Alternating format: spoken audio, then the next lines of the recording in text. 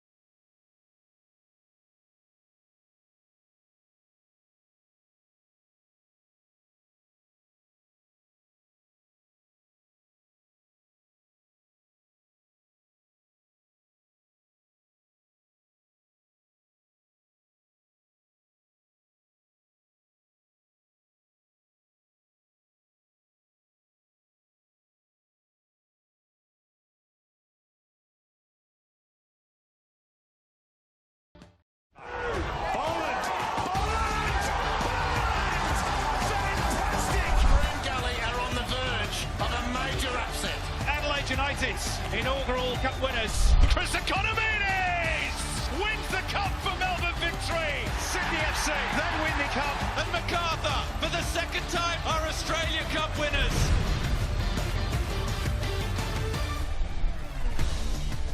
The distance derby arrives in the Hahn Australia Cup as Perth and Wellington look to begin the new season with a victory. Good afternoon and welcome to a wet and wild Kingsway Reserve here in Perth. We're on Whadjuk Noongar country. It's Perth Glory hosting Wellington Phoenix. And after disappointing campaigns last season, the Glory and the Knicks want to turn over a new leaf in 2025 after winning through the playoffs of the Australia Cup, and remarkably they now meet in the round of 32. And there are new faces for the Glory, two of them ex-Wellington men, Wootton and Sutton, while the Knicks, they are in a buoyant mood after that stunning Wrexham victory. Wasn't that a fairy tale result last week? Both sides coming out onto Kingsway Reserve. And I mentioned this is the first distance derby in Australia Cup history. Well, if you look at their previous meetings in the A-League, you almost can't split them. Wellington lead the head-to-heads 22-21 with 11 draws in there. So you're probably expecting this one to be a tight one in the West.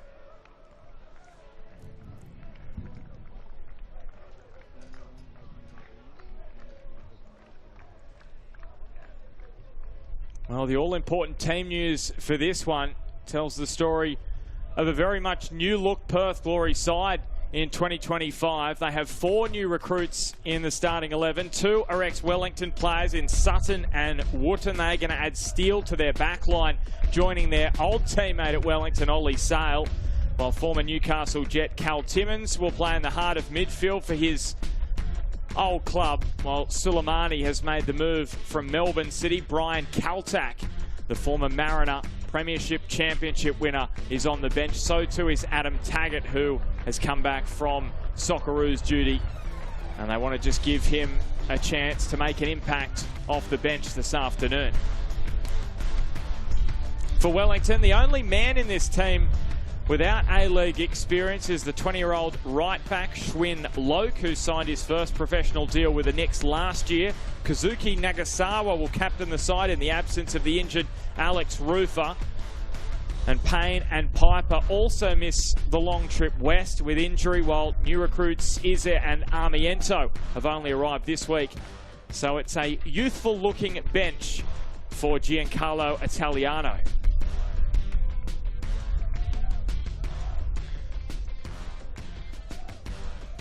Big news for Perth Glory in the off-season, and news that David Drillich is very excited about is that move from Fremantle Oval into their new facility at Mirrabooka. He said that the professionalism has lifted immensely this season for Perth Glory, and looking forward to the new campaign. Scott Wootton is the captain today with Adam Taggart on the bench.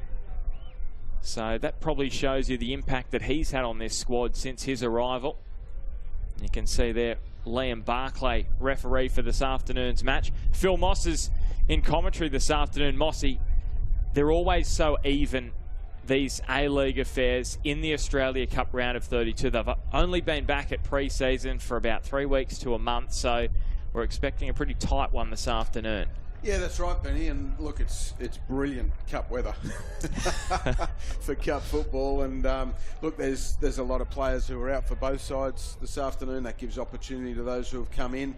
But you're right, I think it's a pretty evenly matched contest. What it'll come down to, really, I think, is how Wellington have handled the travel and the different conditions over there. But Perth, after the season they had last season, on and off the field, they'll be wanting to get they'll be wanting to do everything to get off to a great start. Well, it's incredible to think, and I was going through the stats, you know, you do know it looking back, but 3 wooden spoons in the last 4 years for Perth Glory. That is not the Perth Glory of their early days and even into the previous decade. But they have to turn around this ship, and David Drillich has got the keys, and he has the opportunity to do that in his second season in charge. It's a very much new look side, but it certainly looks like it's a step up from last season where they had a lot of international recruits laid on in the piece. So here we go. We are underway. For the first time in the Australia Cup, we have a distance derby. Wellington Phoenix up against Perth Glory. And Phil Moss, this is going to be challenging for both sides on Kingsway Reserve. So it's the pitch of the local club, Olympic Kingsway, who are going to be playing on Tuesday night here. So maybe not the most pristine conditions the players are used to. No, that's right, nor our camera operators, staring straight into that onslaught from the skies, from the heavens. But look, it is what it is. They're conditions, and whoever adapts to those conditions the best is loading the dice in their favour, obviously, of getting the result. But this Hahn Australia Cup, I keep banging on about it with others, how good it is as a competition, how it unites the grassroots of football with the professional level, but also from the professional level, from these two sides' perspective, gives you competitive matches in what's a very, very long pre-season. So it gives you something to focus on, and the players something to look forward to. And that in its own right is a reason to stay alive in this cup for as long as you can. Sam Sutton linking with Nathaniel Blair, the new Wellington Phoenix recruit this season. And they win themselves an early free kick. You just think about the benefit of Sutton and Wootton coming to this Perth Glory lineup. I spoke to David Julich about that during the week, and just the calmness that'll come over Ollie Sale as well, having some familiar faces in that defensive unit. Yeah, that's right. When you look at that, and Brian Kaltak still to come in, that'll you know, make for great competition for places, but so much experience when you look at Risdon and right across that back line. That's certainly going to be a strength for Perth this season that they hope will keep some clean sheets. So now it's Sutton and Osler, and it is Sutton with the left boot, trying to whip it into a dangerous area. He takes on Brooks Smith, clips it towards the back post. Majeka done me a target in there. Now with Risdon looking to recycle it for Perth Glory. Now Wellington, can they break quickly? Going to look to reset here. The Knicks. There is a lot of experience missing from this Wellington side. Likes of Tim Payne, Alex Rufer. Congratulations to both of them as well, becoming dads in the off-season. Alex Rufer coming back from that knee injury, which he suffered while on all-whites duty, that recent friendly trip in June where they played the Ivory Coast and Ukraine. And then Tim Payne, he's recovering from a bit of a tight Achilles at the moment, so he hasn't made the trip west. Yeah, and I believe Paolo Retro got married not long ago. He did. Seen some wonderful photos on social media. Congratulations to Paolo. And they're being pushed back here. Nathaniel Blair forcing an early save out of Oluwayemi. And geez, he had a big part to play in that win over Wrexham. Josh Oluwayemi, some massive saves in that game, and he's pulled off one early doors here. Yeah, and he had to be sharp, didn't he? Because this is a fantastically weighted pass through to Nathaniel Blair, and Oluwayemi's done exceptionally well to close the angle, get out and put pressure on the ball, get Blair's head down as quickly as possible. A good early save. Big opportunity for Nathaniel Blair as well, and Suleimani playing up top, get some confidence early on in the season. Blair yet to score an A-League goal. Here's the free kick from Sutton. Wootton there. Blair throwing his head around. Majeka Dunme, almost a half chance falling there to Perth Glory. Well, you can see the strength of the wind there, Benny, which is definitely in the back of Perth Glory. The corner flag is almost sideways. You can see it just in the corner of the shot, so that shows you how strong the wind is. It's almost on the grass, isn't it?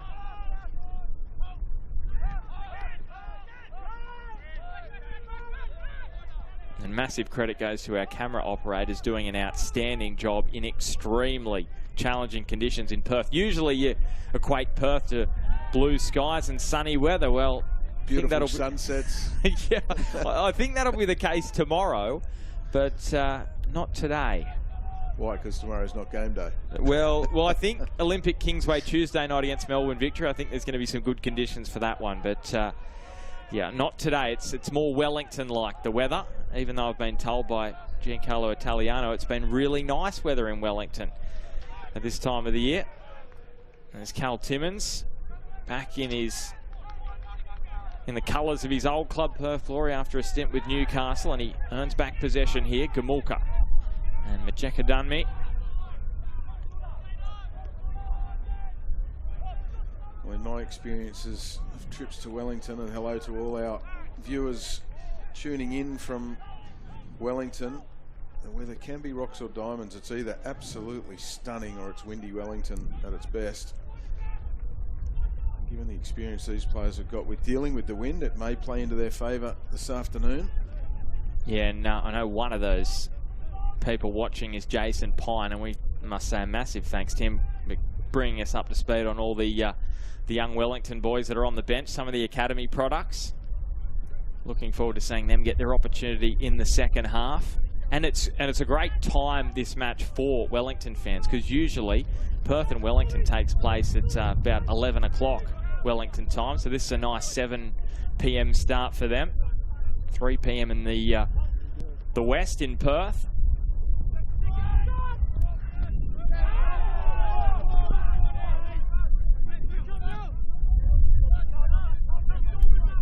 So here's Schwinn Loke, yet to make his A-League debut.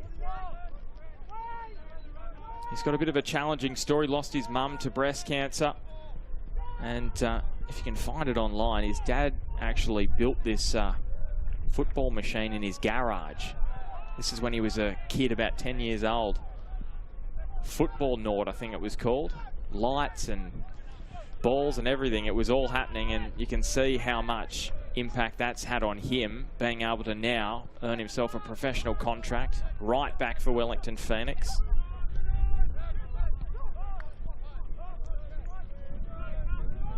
Early signs in build-up for both sides. Wellington dropping to a back three to play it from the back. Perth Glory keeping their back four. So coaches showing their tactical hand early. Good touch there from Loke. Almost afforded that opportunity for Brooke Smith.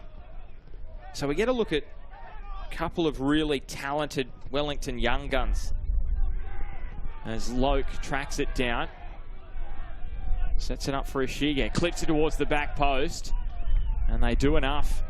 Perth Glory for the moment. Risdon knocking it over the sideline. Sloane Rodriguez, Brooke Smith. We've heard so much about them. Sloane Rodriguez, 18 years of age. Brooke Smith, 17. Now we get to see them in the same Wellington lineup. You feel like they're the future of this club moving forward. We know how much of a focus these days is on youth players in the academy in the A-League. Here is Brooke Smith.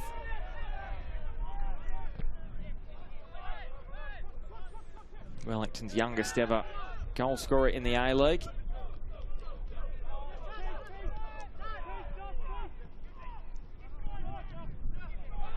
And Timmins just has his pocket picked. Brooke Smith. And Loke utilising Jaden Smith.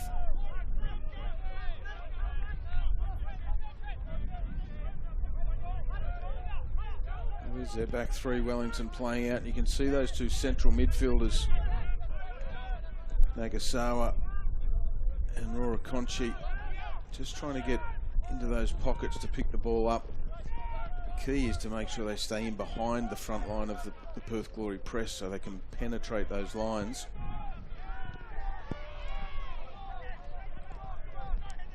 Ishige couldn't find that pass in behind for Sloane Rodriguez. Big test as well this season, isn't it, Mossy, for the Wellington backline? Without Scott Wooten there, it's somewhat inexperienced. Jaden Smith, the 18-year-old, Matt Sheridan as well in there, who played a majority of last season, got some good experience under his belt. So they now look to push forward through Brooke Smith. Sloane Rodriguez.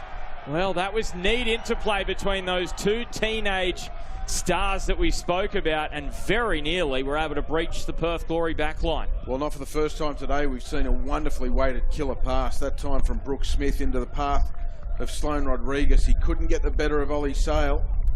But a very good opening after we saw one very similar down the other end of the pitch.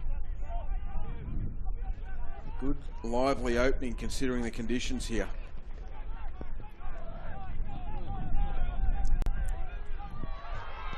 Yeah, cameras need to be cleaned here. It is that kind of day in Madeley, just north of Perth. Well, I can't believe we haven't got the Mercedes-Benz cameras out with the windscreen wipers on them. Ollie Sale comes out to collect. Well, I know you don't like the wind, Mossy, but a little bit of rain on the pitch you don't mind, do you? As long as it's not soaked. You're a lot of players, so I don't mind a little bit of rain, just moistening up the pitch, like a bit of a sprinkler effect pre-game. Absolutely, love a bit of a bit of dampness on the surface, so the ball zips around. It looks as though the pitch has handled the water quite well. I know the ground staff had some pitchforks out pre-game just to deal with a few puddles, but the ball seems to be playing very well.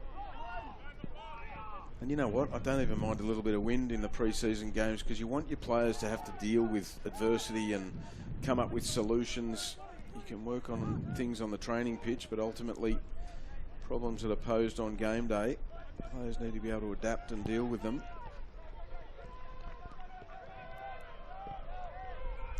So Roy Conchi.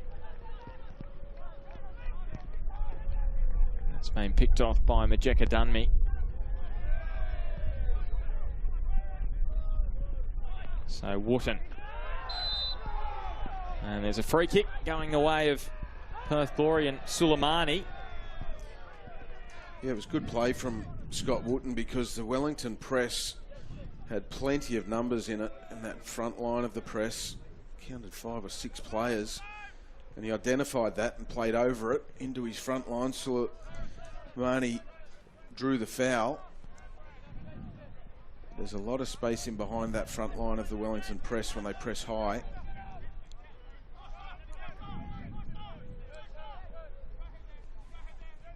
Looking forward to seeing Suleimani this season for Perth Glory. 8 appearances, 4 starts for Melbourne City last season. Here he is, looking to close down Nagasawa.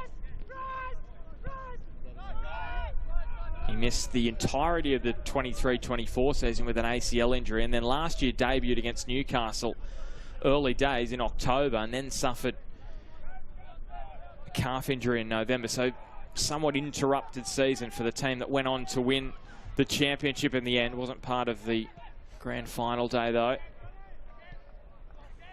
And that's what happens at Melbourne City. They've got so many talented young players that Aurelio Vidmar had to blood last year, that I think a lot of other clubs have had a look and said, yeah, I might have that, because they're offered game time. And at Melbourne City, it's sometimes hard to get that game time. Yeah, it is, but you have to say, I think Viddy really got the balance right last season. You know, getting that balance between youth and experience and blooding youngsters, giving them a stage to show their wares. Didn't it pay off handsomely? The problem with that is you become a victim of your own success, and then you start to lose players because other clubs start cherry picking. And Asmo with a key toe in there, and now Blair, can he track it down? He can. Sutton, he's matched those new boots to his new club. Nice purple number, I think, there. Against his old club. Yep. What a debut for Wooten and Sutton. First game in anger in the cup. And quite remarkably, Mossy, is obviously both these two sides won the playoff matches to get here. So Wellington beating Brisbane, Perth beating the Mariners, and then they end up here in the round of 32 of the Australia Cup. It's sometimes funny how it all plays out. There's Cal Timmins with a little bit of room to move down the left. And Gamulka, pressure came from Brooke Smith. Well, it was illegal pressure, according to Liam Barclay. And this is a free kick in sort of the Goldilocks zone, I'd call it, Mossy. It's not too far, but it's not too close. It's sort of good kind of range, sort of perfect temperature here for Perth Glory. You look like you're not a fan of the Goldilocks analogy.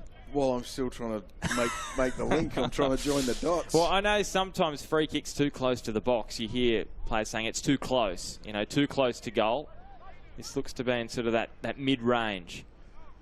We'll come back to that in a moment. I think I need more information. Oh, come on. Here's Gamulka and Sutton standing over it. So left and right foot options, central position. And it's Gamulka, goes off the wall and earns a corner. Wall does its job. Looked a decent strike from Gamulka. That's what you want from your wall. So join the dots for me. Here we see the free kick again. Very well defended by Wellington. Maybe we'll wait for after this corner, because it could be a long story. I'll try and keep it succinct. So Sutton again with the away swing.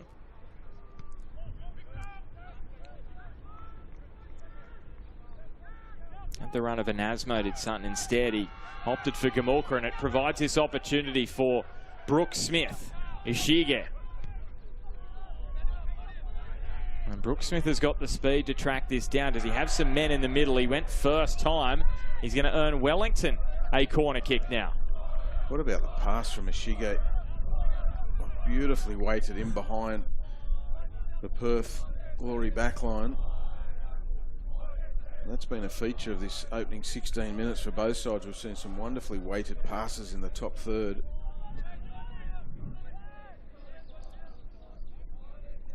So at the shed end here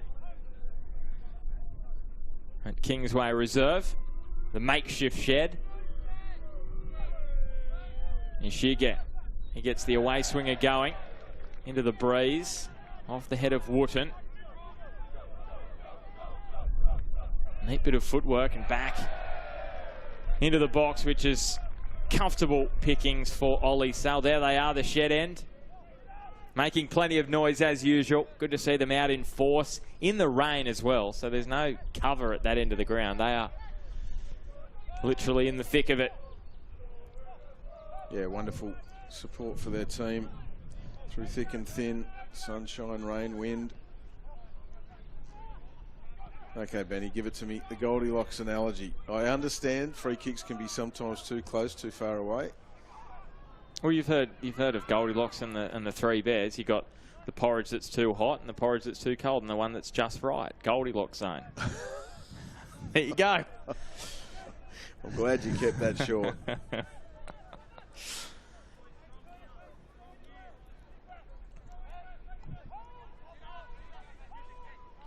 So Perth more in control of possession to start this one. Wellington have been a little more on the counter attack to start this one, you'd say, Mossy? Yeah, I think that's probably fair. Definitely. And oh, Ishige and Majeka done me the guilty party. And Josh Risdon, not the captain today, somewhat surprisingly, to be honest. The most experienced player in a Perth Glory jumper. He's got the most appearances in Glory history in the A-League. It was a little surprising, wasn't it? Particularly when Scott Wooten's only just arrived at the club. It could be a pointer from David Zadrilic for freshness and things like that. It was one that raised a slight eyebrow when the team list came out.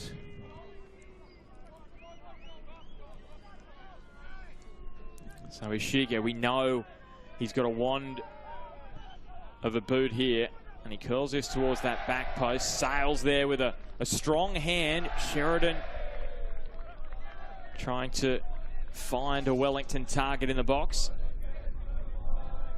It was a good punch from Ollie Sale there. He was under a lot of pressure on the back post. One defender, two attackers.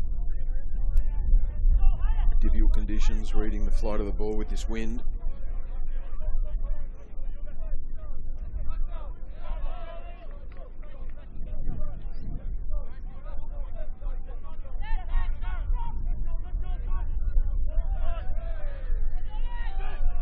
And Asmo. It's been a quiet start to this one for Joel and Asmo. Usually he's up and about. Brooke Smith. Brooke Smith! Oh, Ollie Sale with the save. It's followed in though. And Wellington Phoenix They have the opening goal, and it is the tall timber, the tallest of timbers, in Lucas Kelly-Heald, who was on hand to make it 1-0 to the visitors. Well, what a start for Wellington Phoenix. He was Johnny on the spot, was Lucas Kelly-Heald, but you can put that down to Luke Brooks-Smith. On the Hahn, how good replay. Look at that for a beautiful strike. Ollie Sale got his hand to it, his furthest hand. Didn't get enough on it to clear the danger. And it was Lucas Kelly-Heald who was on the spot. You can put that down as well to Joel and Asbo in that wide area. He wasn't strong enough on the ball. He gave possession away too cheaply. That gave Luke Brooks-Smith the opportunity to hone in on goal. And when he got his head up, he saw that far post gaping. Almost executed himself. In the end, it's an easy tap in for Kelly-Heald. Almost 2 metres tall, and he was the fastest to get there into the 6-yard box in the scrap. Lucas Kelly-Heald hasn't scored an A-League goal. He's now got one in the Australia Cup round of 32. And as the sun starts to come out, it is smiling here on Wellington Phoenix after they, as we said, not had a whole lot of possession to start this one. Now they've converted, and Ashige's free kick nodded away by Risdon. Great strike from Brooks-Smith, and we know he's got that in his locker, Mossy. Ollie Sale, though, tough conditions. He just didn't get anything on that punch. It just sort of slipped off the glove almost.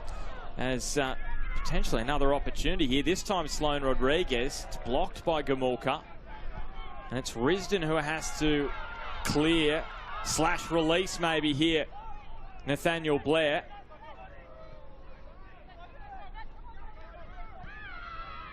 Oh, and this is across the face of goal. That'd send the jitters down Italiano's spine, and now a free kick goes the way of Wellington, and a yellow card for Sam Sutton. Yeah, it's probably a foul he didn't need to make there, Sutton. Brooks-Smith was on his way, but there was still plenty of numbers for Perth Glory to defend the situation, and a whole half of the pitch to go. It's a long time to be treading that tightrope between one booking and two. But it's exactly what the game needed, a goal in this opening 20-odd minutes, just to open things up. It's given Wellington an extra spring in their step. It's given Perth something to really chase now.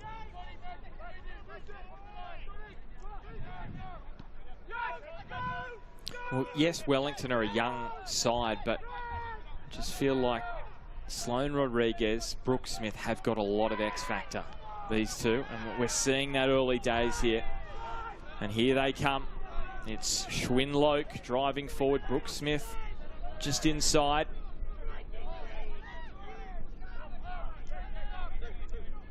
The captain for today, Nagasawa.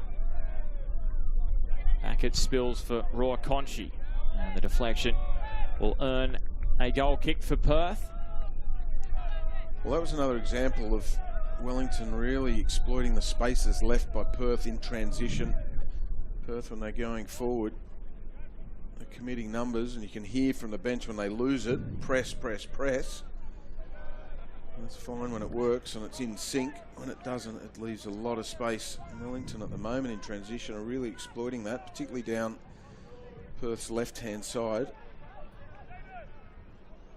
Well, Perth Glory as well this season, chatting to David Julich this week, he said that the way they want to evolve from last year is he felt like they weren't able to keep the ball long enough last season. This year he wants them to really increase that physicality, play more on the front foot, that attacking style of football. And that's sort of that high intensity that he probably wanted to play with last season at Perth Glory. But in the end, as it all panned out, it went pear-shaped for Perth Glory. But you feel like this is a stronger squad than he had at his disposal last year. And he's got everyone in early as well. All the new recruits are in here, ready to start from the beginning of pre-season, where you had the likes of Caicedo and Hamzaoui late inclusions last year as Blair. And he doesn't earn a free kick, and Kelly Heald gives back possession to Perth. And this could be a dangerous one. Yellow card it is for Josh Risdon for the contact on Sloane Rodriguez. Would love to see that again. Yeah, right decision for me from referee Liam Barclay. As we'll see here, it was just late. It was the first touch letting them down, and Risdon just coming through the swinging foot from Sloane Rodriguez. They can hurt too. It's a couple of Perth Glory players in that back line now treading the yellow card fine line. Where that becomes even more of an issue is if the game was to go to extra time. You've got less players to call upon if they do pick up a second yellow. It does change the dynamic significantly.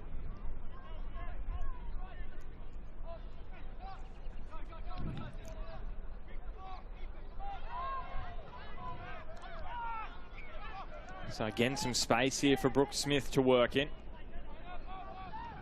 Roy Conchi and Kelly Heald.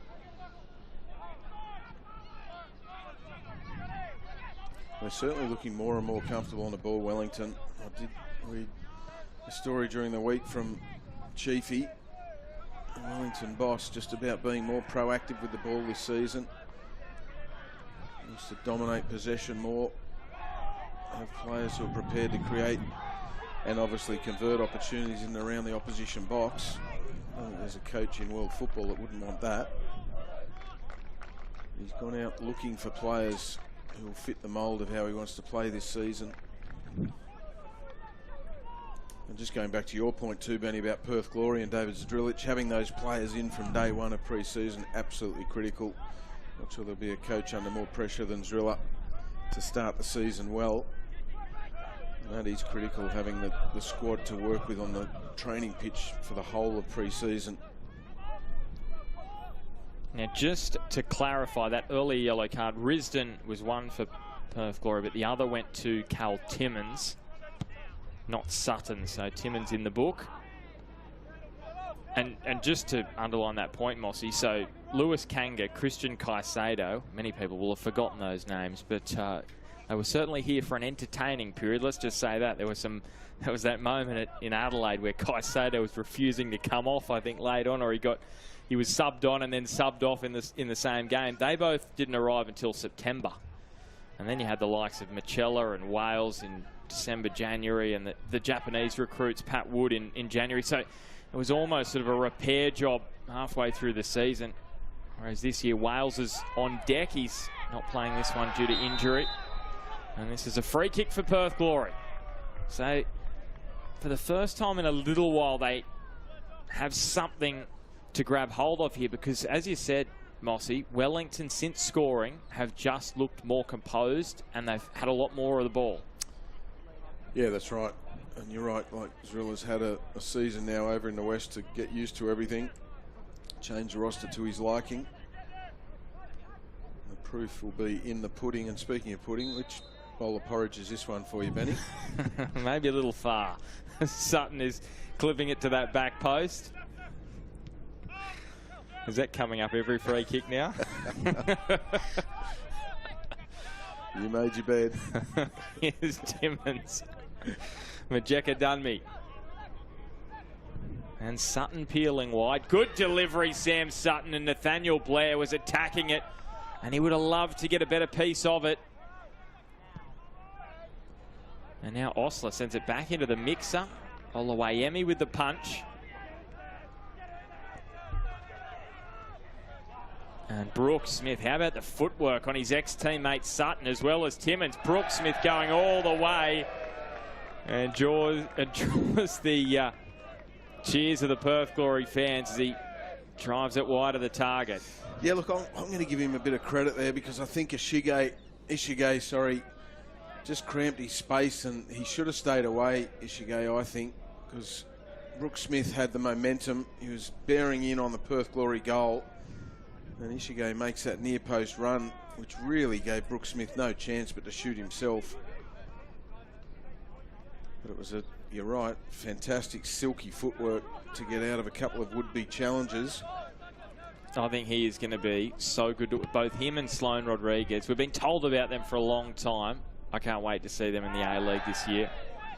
I don't know how long we're going to be able to watch them in the A-League for, but let's enjoy them while we have them, because they look both very talented and like they could really turn Wellington's fortunes around this season.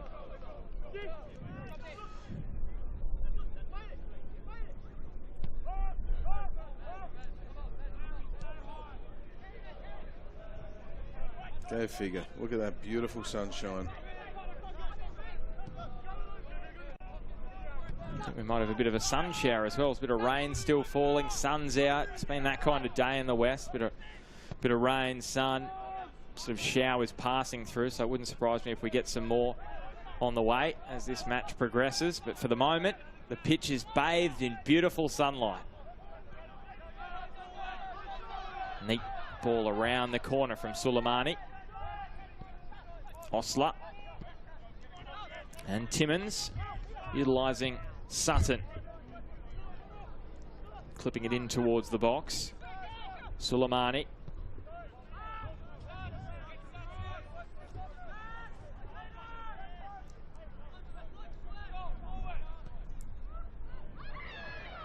And a Nasma, even with his speed, didn't have enough to catch up with that ball. Well, there was patches there, wasn't there, from Perth Glory? Holding the ball well, a few combinations starting to show their face. Suleimani with some good footwork in a tight area at the edge of the box to keep possession. In the end, no cutting edge at the end of it all. That's the relief of that man there. Oluwayemi. Well, the good news for Perth Glory is they have a man called Adam Taggart sitting on the bench. Some golden boots in his back pocket in the A-League and overseas as well. So he's a man they could certainly utilise in the second half. He will get that opportunity.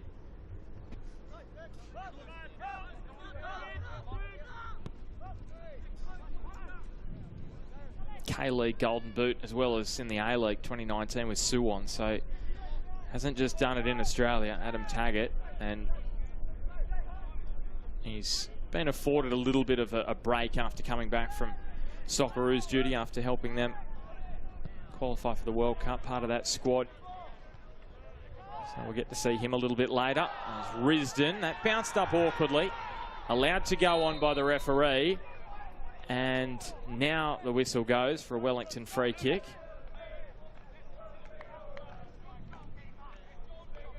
Yeah, it's an interesting one for the A-League players, isn't it? We saw Tony Popovic, the Socceroo coach, come out, I think it was during the week or late last week, and say the A-League players are probably up against it to get into that September squad, which I think is for the New Zealand 2-game series.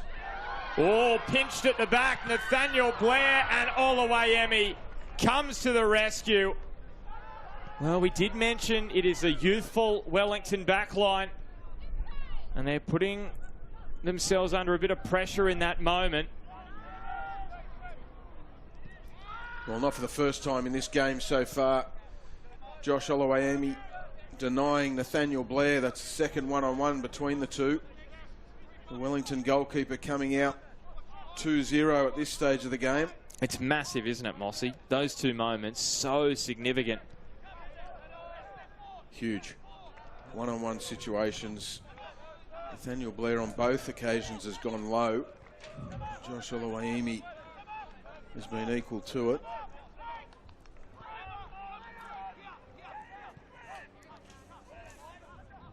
Good goalkeeping coaches always tell you to just go a little bit higher on goalkeepers in those one-on-one situations, because it's so hard. They're taught to come out with their hands down to make themselves big. It's hard to get their arms up either side if you just lift the ball. Easy said from the commentary box. Yeah, it's a tough skill, isn't it? That little lift.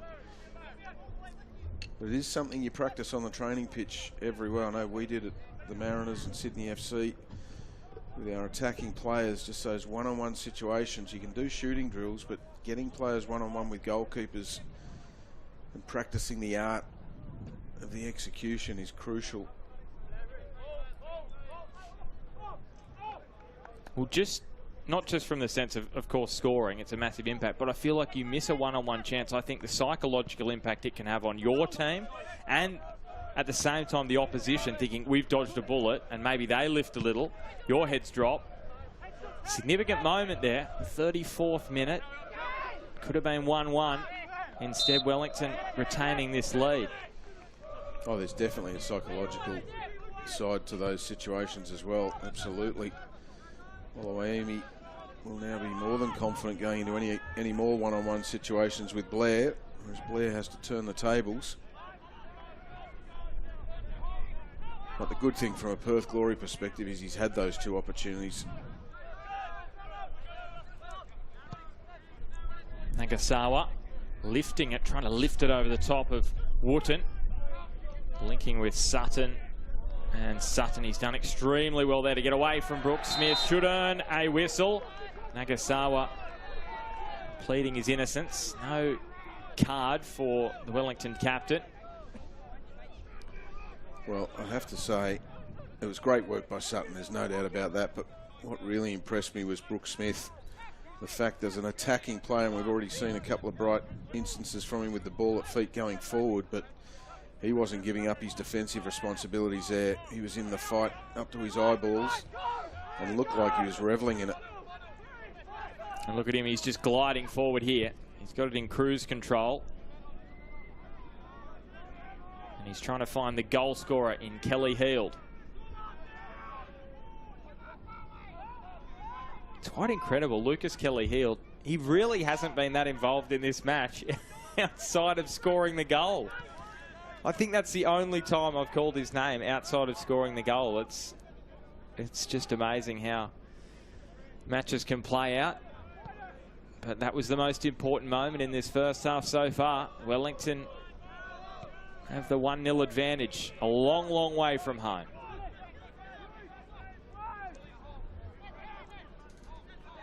They did win in Perth in the A-League back in October, 2-0. And Perth won 2-0 in May in Wellington, so it was funny. The away side winning both matches last year.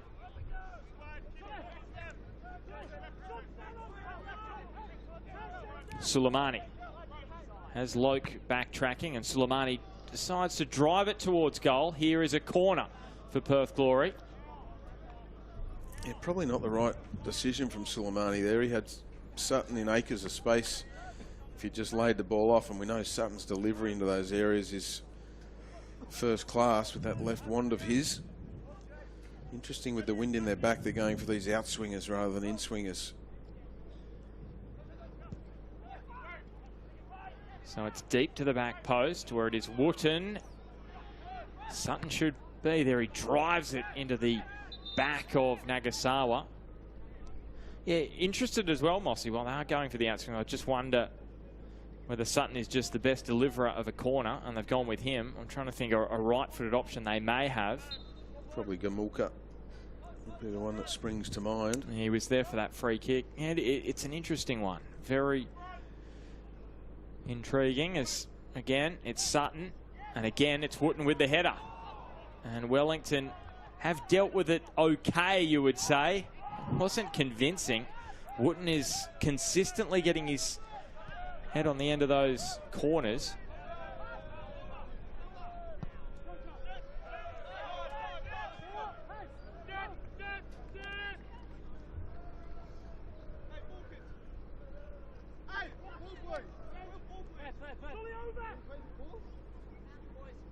What's doing here, Mossy? The ball kids, their team's down 1-0 and they're taking forever to get the ball back. Are they double agents or something? Probably under strict instructions. When the coach is trying to get some tactical information out there, take your time. Nathaniel Blair, good body control. Osler. And Timmins tried to get himself out of a tight situation. In the end, he attracted the attention and earns a free kick.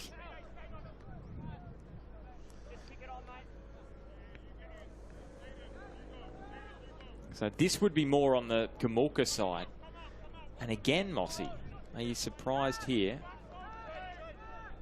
that it's going to be Sutton? No, Osler is coming across, potentially. No, it will just be Sutton. Yeah, I'm surprised. Well, unless he is the go-to, Sam Sutton.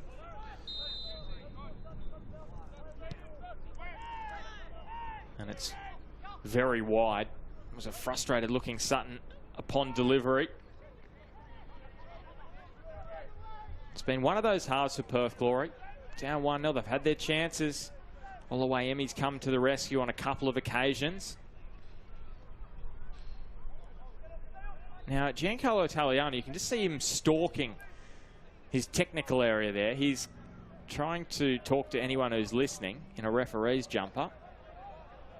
Talking about his players being grabbed, I think. Yeah, there was no conviction really in that set piece. Sam Sutton, there's not anything against the quality of his delivery, but there's no real conviction in how they set up for that. Nagasawa saying, I got all ball. Referee not agreeing. Wellington bench was all up as one as well.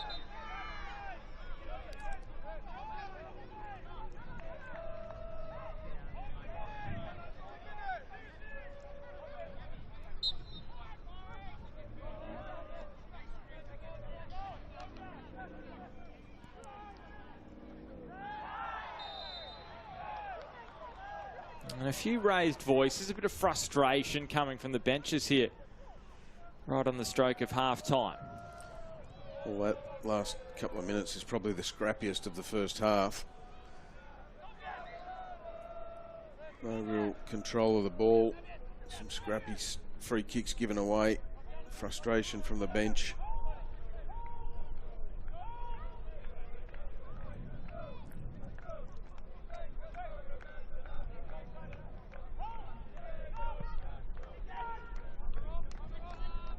Oluwayemi looking long. Sutton. Oh, it's a miss-hit clearance. Maybe a bit of fatigue just creeping in here late in this first half. We go when they go. We go when they go.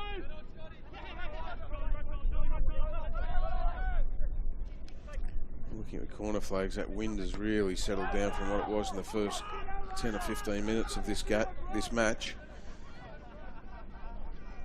It does look like the skies have just darkened a little bit overhead. Well, it usually happens, doesn't it? The wind drops just before the downpour. Calm before the storm. Could be on its way. Let's hope we get that in the football sense as well. Both sides really feeling each other out in this opening half of football. Wellington getting the go-ahead goal. Of course, from a moment of real individual brilliance from Brooke Smith. He pulled what was a save below the standards of Ollie Sale. Put into the path of Kelly Hill to poke home.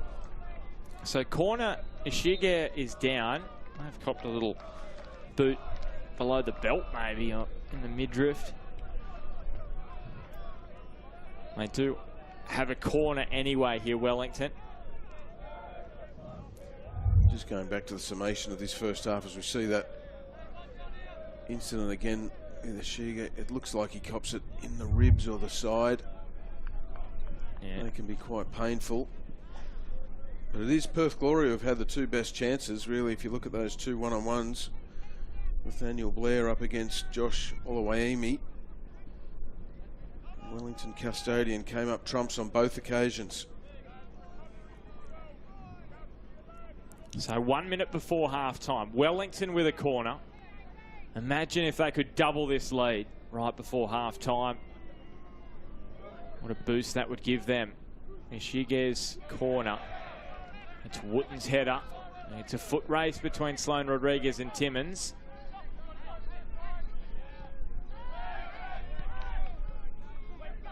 And Perth, for a moment, they'd look to have done just enough, but Wellington able to control possession here for the moment. Brooke Smith, that's the inside run of Sheridan, didn't utilise it. Nagasawa and Brooke Smith, Jaden Smith.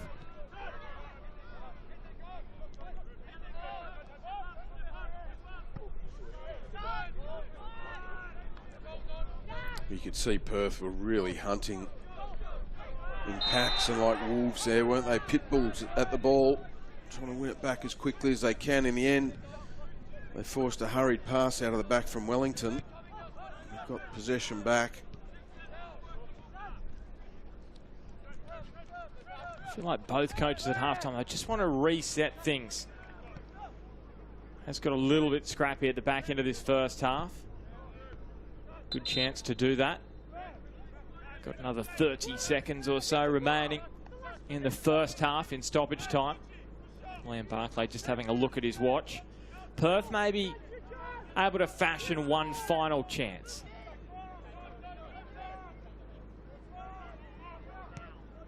And Timmins' cross. Again, another half chance for Nathaniel Blair in the air. He's done enough, though, to win a corner. So the last kick of the first half is going to come via a Perth Glory corner. It's on the preferred side here for Sutton. This could get a little bit tasty.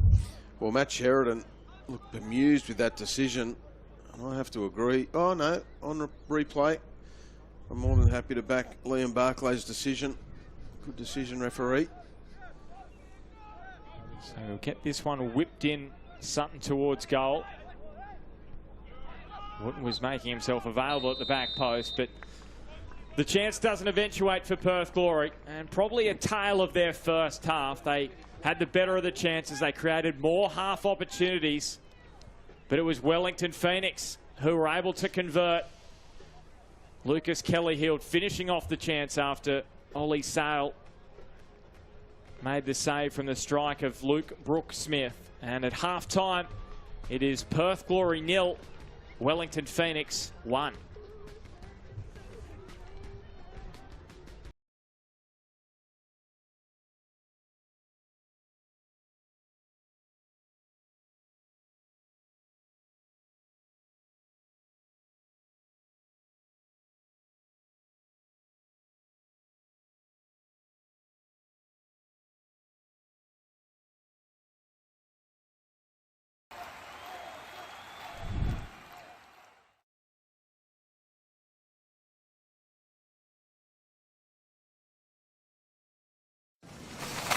What are you doing? We're planking. It's because of our internet providers. We're stuck in 2011. Same slow internet speeds. And high prices. It's like a nightmare. Enough planking. Superloop is a network purpose-built for the super-fast future of the internet. You are free. Don't take it lying down, Australia. Refresh your internet. You are free.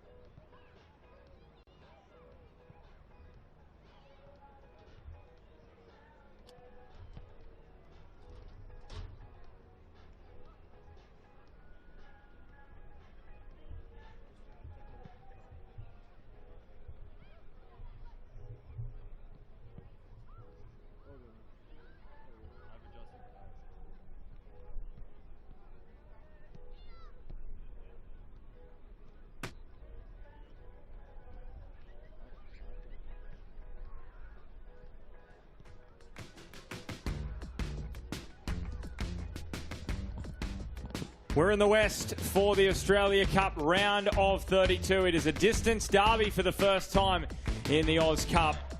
And at half-time, it is Lucas Kelly-Hield's goal that is the difference. Wellington Phoenix leading Perth Glory by a 1-0. And Phil Moss, a pretty even first half, but Perth Glory will probably feel a little disappointed that they haven't managed to get themselves on the score sheet. Yeah, and off the back of 2 one-on-ones from Nathaniel Blair on Josh Oluwaemi, and the Wellington custodians come out on top both occasions. But really it was that moment of individual magic from Luke Brooks-Smith that pulled out the half a save from Ollie Sale that we'll see in a few moments. That was the defining moment. But here's the first one-on-one from Nathaniel Blair. He went low. Oluwaemi got out quickly and thwarted the danger. And then Wellington had their own half chances before the goal was actually scored, but Perth generally defended their box quite well. But that man there has been very good in the first half. There's a one-on-one for Wellington. Ollie Sale was good for the save. The wall doing its job on that occasion. Wellington with some of their set pieces down the end. Ollie Sale with a good fist on that one under pressure. But really, it has been a bit of an arm wrestle, hasn't it, Benny? Well, you just feel like in these kind of matches where it can be a little bit of lack of fitness early in the season, these players with X factor, Brooks-Smith, Sloane Rodriguez, especially Brooks-Smith, he's come to the fore in the first half, and Lucas Kelly-Hield quickest to react. And when you look at that first half, we talk about football and you go moments in matches. Yeah, that's right. And Brooks-Smith was able to create it. That's right. You could, so that's a great angle from our camera operators of Brooks-Smith. Just getting his head up, and Joel Asmo wasn't strong enough on the ball in the wide area for Perth. Gave possession away. Brooks-Smith drove centrally, got his head up, saw the far post gaping, took the shot, and then Kelly-Hield did what all good players do, and that's follow it in. He was there for the tap in. Perth have been asking questions of their own down the other end. There's no doubt about that. They've had the wind in their back in that first half. And the wind's been sort of changing. It's been strong for periods. It's eased off for other periods. We've had rain. We've had sunshine. So who knows what the second half gods, football gods, will throw up for us, Benny. But there's the statistics, and you can see straight away Wellington Phoenix are ahead on the expected goals. 1.39 to Perth Glory's 0.48. The final third entries are pretty even, which is fair enough on that first half. But it's that statistic, as always, right up the top of the screen that matters the most. Yeah, Lucas Kelly-Hield hadn't scored for Wellington Phoenix before this afternoon. Well, he grabbed that goal. That was in a competitive match, of course, for the senior team. And he was able to put them ahead. And 1-0 it remains at half-time. And we're going to have a quick break. And then we're going to come back for the second half here from Kingsway Reserve. Wellington Phoenix looking to punch their ticket to the round of 16, or will Perth Glory fight back? We'll find out next.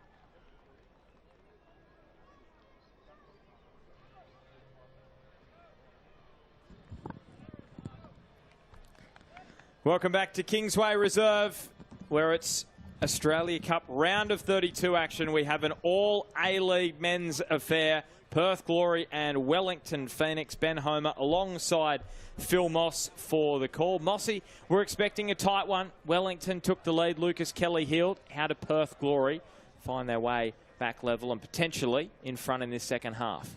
Yeah, look, I don't think, given they had 2 one-on-ones, they got in behind well, Perth Glory, to put Nathaniel Blair in on goal.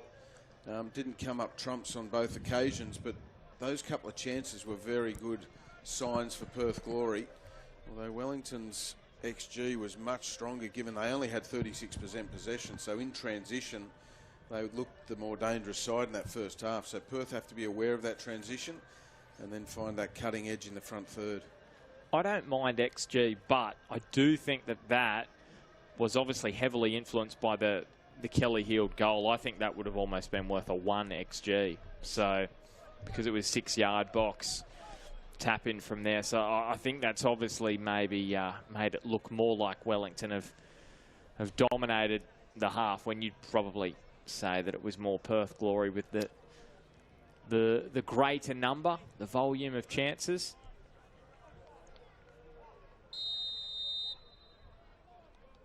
So here we go, back underway, second half in Perth. Glory looking to fight back and make it through to the round of 16 in back-to-back seasons. Of course, remember what happened last year in the round of 32 here in Perth, that crazy game against Melbourne City where they won it 5-4. Could we have a little bit more drama in the West here? The Shed ended certainly like that. They'd like a few goals from their side. Well, the wind, the conditions, the fact it's the Hahn Australia Cup, they're all indicators that expect the unexpected. So who knows what we're in store for in this second half. But certainly I know both teams will be so keen to stay alive in the Hahn Australia Cup, because it really is so important to pre-season preparations, notwithstanding the fact it's a prestigious trophy to play for. Well, remember as well, Wellington had that match against Wrexham last week.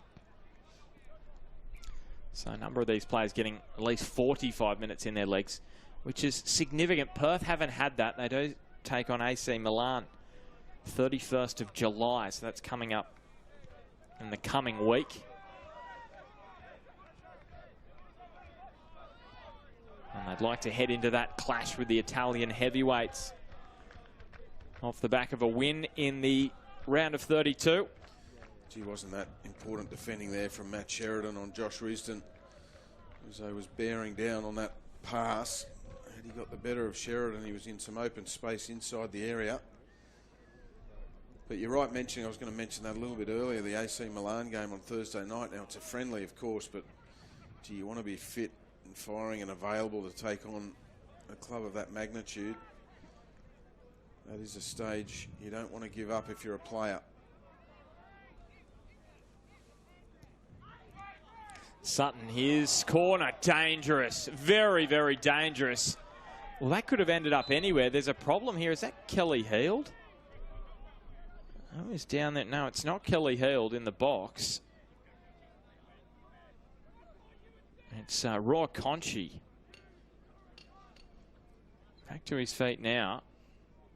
Well, you can see the wicked delivery from Sam Sutton. Now that he's taking in swingers, they were out swingers in that first half. And this one well positioned off the head of Isaac Hughes. And Kwan No has come on at half time, obviously. Try and get some confirmation there of that change that Perth Glory have made. Might have to do a little bit of analysis on the run here.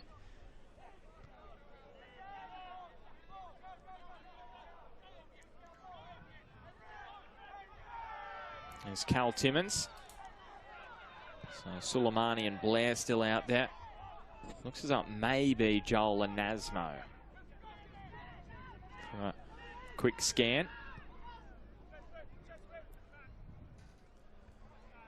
And that would seem to be the case. So Kwan No coming on at half-time for Joel and Nasmo. He was very much under the cosh in the first half of Nasmo. Despite Perth having those chances, he wasn't really involved in a whole lot. Raw Conchi shifting it onto the right. Now a chance for Sloane Rodriguez. Appeal for handball. Referee's going to say corner. Nor is there going to be VAR in his ear, suggesting it may be anything else, because we don't have that in the cup. Does that excite you, Mossy? Maybe quietly. But here you can see Raw Conchi creating that space for Sloane Rodriguez to pull the trigger. Good little passage on the edge of the box for Wellington.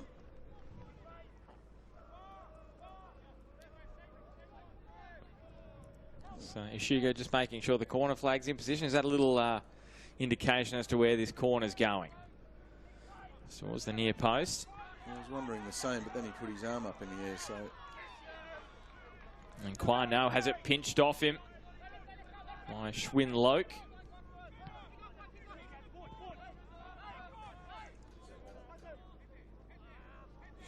Flicked through by Nagasawa.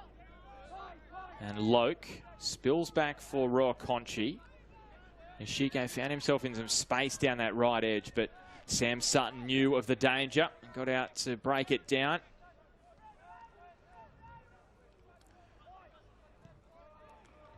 Well, Kwano has already looked quite lively, hasn't he, in these opening few moments of the second half since coming off the bench. Joel Anasmo, as you mentioned, Benny, as we see David Zdrilic in the technical area, hands in pockets, looking reasonably relaxed despite the scoreline, but yeah, Joel Anasmo just couldn't get himself into the game in that first half. He gave the ball away for Wellington's goal. So I'm assuming it is a tactical change rather than an injury one by Zvilla at half-time.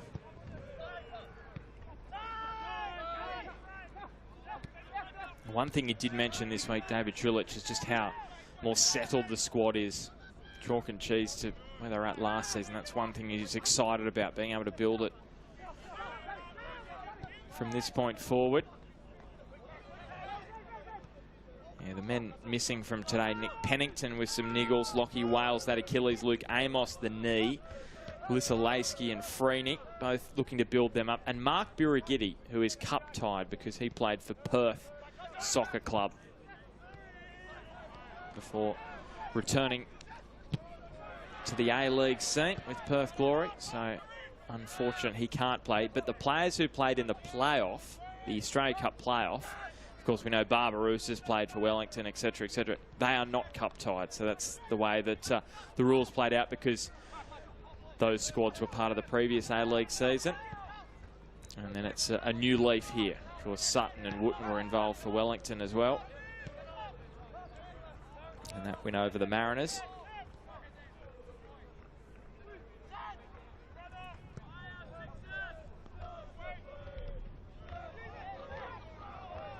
Blair.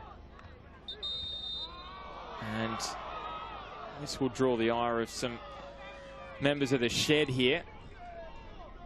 Jaden Smith has gone down. They will say there's a little bit of gamesmanship going on here.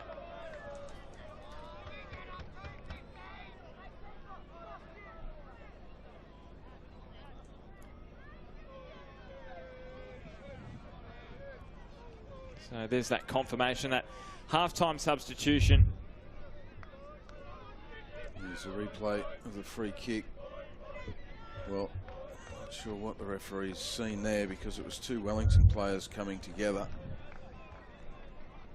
Jaden Smith and I think it was Isaac Hughes. So you're saying potentially time wasting started early, Mossy, is that what you're saying? Well, no, I'm saying the referee got it wrong. Liam Barclay should have waved play on there. It was a head injury, so if he had any doubts that it was a serious head injury, of course stop the game, but it shouldn't be a free kick. We'll wait and see what, if that's what he's blown for. And that's certainly not David Zdrilic. That is, in fact, Giancarlo Italiano. Chiefy, as they call him. The beloved Chiefy in Wellington. Worked with him at Sydney FC for a year when he was one of our analysis, and the assistant coach for the youth team to Robbie Stanton. Amazing. Yeah, assistant small merry-go-round that is Australian coaching, eh? Assistant coach with Iraq now under Graham Arnold, isn't he? Robbie Stanton. He is. He is. Yes. Be doing a great job there. Italiano, though, big season for him. So it's not a free kick that he's awarded. Yeah, so obviously this is a decision from the referee to stop play because he thought potential head injury, which I think is a good decision there to halt things and drop ball. So match returning. And it's Timmins. But certainly something that the referee will have to keep an eye out for as we get further on, because Wellington, not that there's anything wrong with it, because every team does it, but they will be trying to take a little bit of time out of the clock at the back end in a cup match. We like to call that match management. Match management. And I think some fans get annoyed if you criticise. Well, no, it's just a normal thing to do, isn't it? That's what Wellington should be doing. As much as it's frustrating for the neutrals, they'll certainly be trying to do it as Risdon.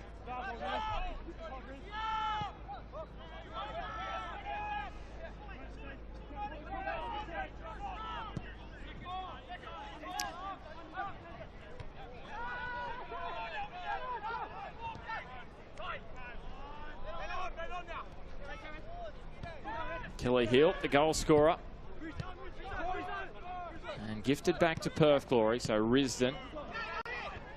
Good intensity there from Sheridan, but it spills for Suleimani, who's running one-on-one there at Sheridan. Slips it in behind. That was neat work from Perth. Raw Conchi. Down goes Blair in the box. Well, that was slick from Perth Glory. That was really slick. All it needed was a finishing touch. But that's got to give them some confidence here in this second half. Yeah, really good phase from Perth Glory, wasn't it? And Nathaniel Blair nearly did very well getting his body between the ball and defenders to either get a touch, hold it up and bring someone else in with a shot on goal, or maybe draw a penalty. So we'll see new Perth Glory assistant coach Adam Griffiths with the hat on backwards, yelling out some instructions to the Perth Glory players. Former Wellington assistant coach Mossy. Isn't it funny? There's been a lot of turnover. Perth to Wellington, the longest trip. Yeah, there has been.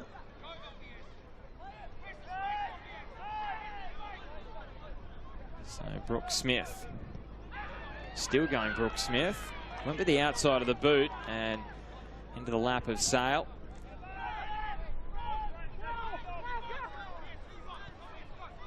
There's the possession statistics. That's pretty consistent with the first half overall. Wellington having 36% of the ball in that first half. 35% in the opening stages of this second half.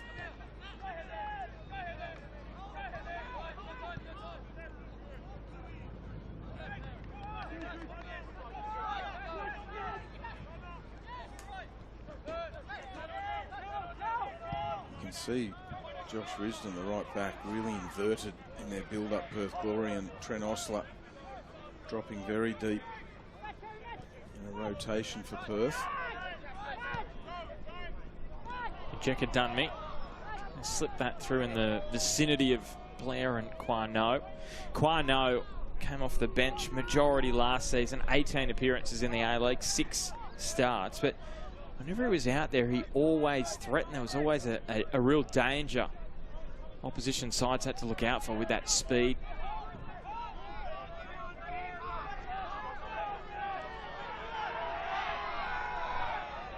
The Shed will be at Olawayemi throughout this second half.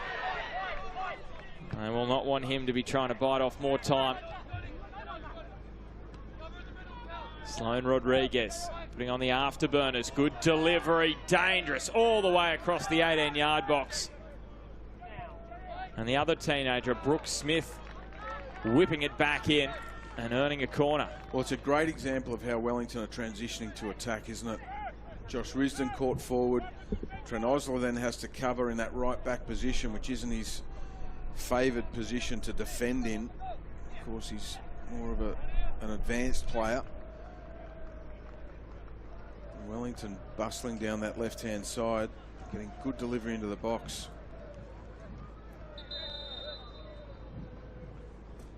Looks as though we're going to get a little bit of a chatting to into the principal's office.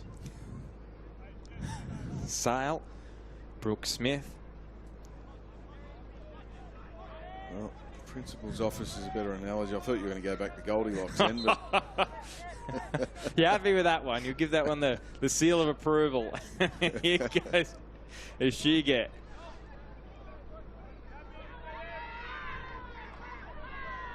And he stood his ground well there, didn't he, Trent Osler?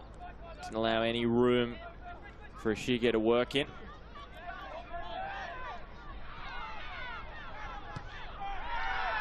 And this will be a free kick here for Wellington, which they will appreciate.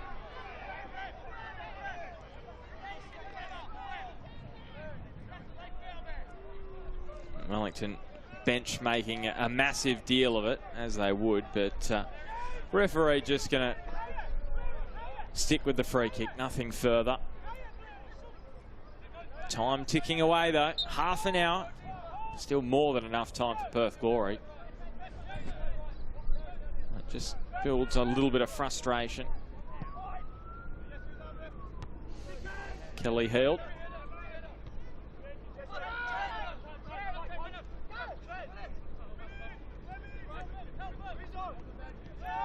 That's really good feet from Trent Osler, wasn't it? In tight area, keep possession of the ball. But you're right, the clock not working against Perth Glory yet, but every time they fail to create an opportunity when they get into areas like this, it just starts to build a little bit of frustration, ebbs away at the belief that they're going to find a breakthrough.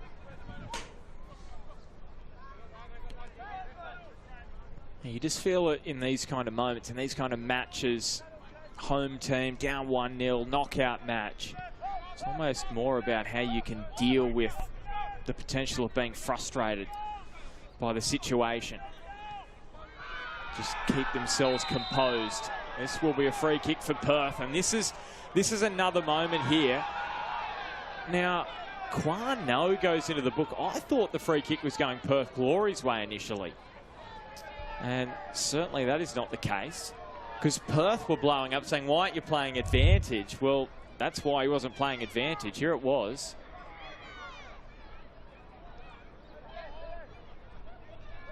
Gee, probably, I mean, it was a heavy touch from Kwan No, which turned it into a touch tackle situation.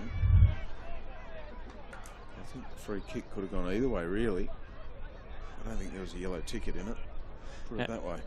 Yeah, it's those moments. I know the referees really hone in on those heavy touch, and then you go after the ball, those sort of ankle breakers, I think the referees call them. They're very much worried about those kind of incidents. And obviously Liam Barclay, being a young referee, has been schooled on that, and he's handed out the ticket, and he's called a handball here, I think. And it's Brooke Smith. By the way, I know that's been called up. What about that for a touch? It would have been an impressive moment, wouldn't it, if he gets that strike away? My goodness, I mean, the ball was absolutely drilled into him. Brooke Smith brought it down, beat the defender, not knowing that it was going to be called up. Yep. Sublime. Jason Pine, get ready over there in Wellington. There's going to be some good moments, I'm sure, at the cake tin for Luke Brooks Smith. And of course, all over the A-League this season.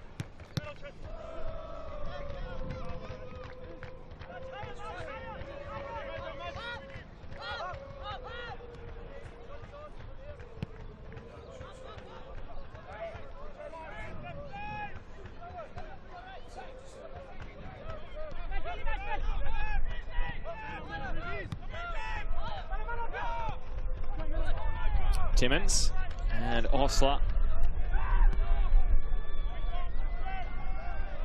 Gamulka.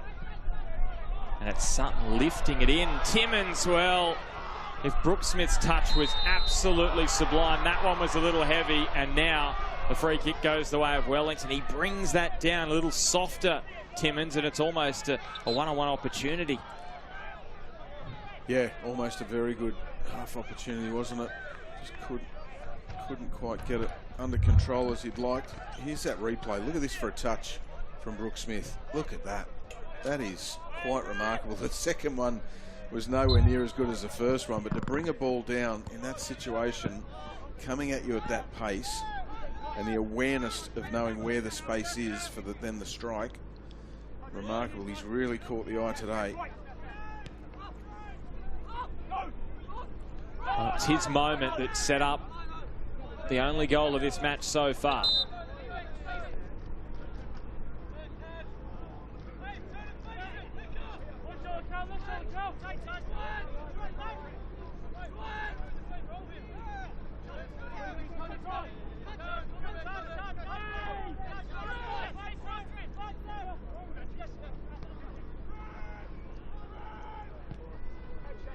Sale hoisting it up towards Blair. A little bit of a nudge in the back from Sheridan.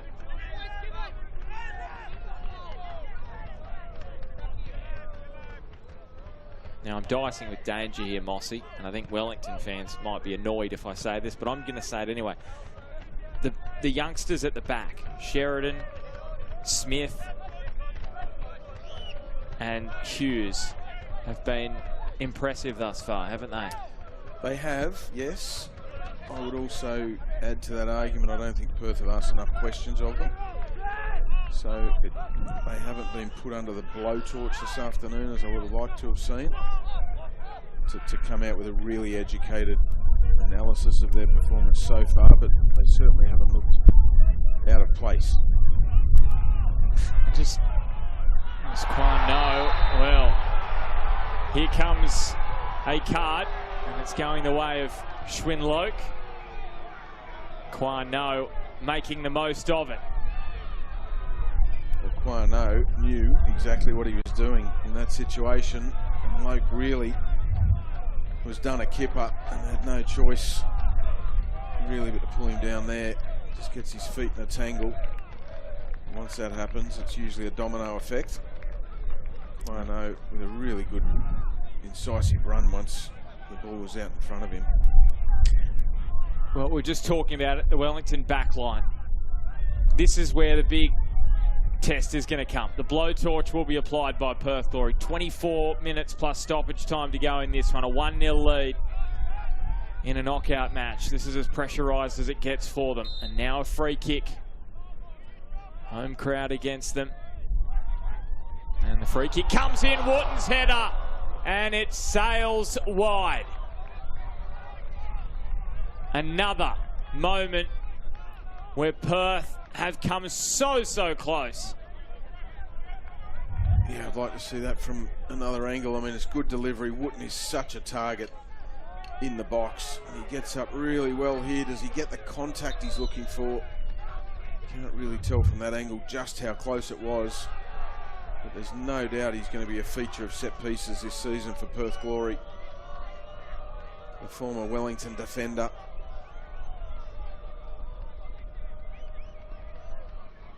He's almost got on the end of every set piece. He's a real target. A lot of practice goes into those set pieces on the training pitch, not suggesting there's been a lot of time yet in this pre-season for both teams to practice, but leading up to the A-League kickoff, A-League season kickoff. As we see Brooke Smith take his leave. A fantastic performance over 67 minutes or so. Luke Supik coming into the game. Helped the New Zealand under-20 national side qualify for the World Cup in Chile in September. And no doubt he will be hoping to be on the plane to South America. They've actually got the hosts. They're in the hosts group, New Zealand. So that is going to be a tough first outing for them. And he'll be there, and he's had some opportunities at A-League level, 10 appearances, 6 last season. A lot of defensive work, though, to come here for Wellington. Perth Glory really pushing on with Risdon. Timmins.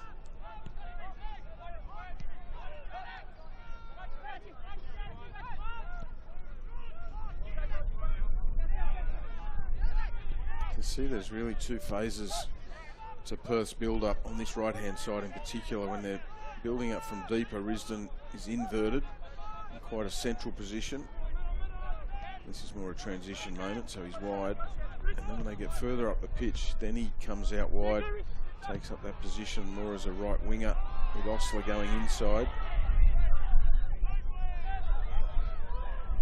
Really early days in pre-season, but something that David Zdrulich and the coaching staff are working on down the right-hand side.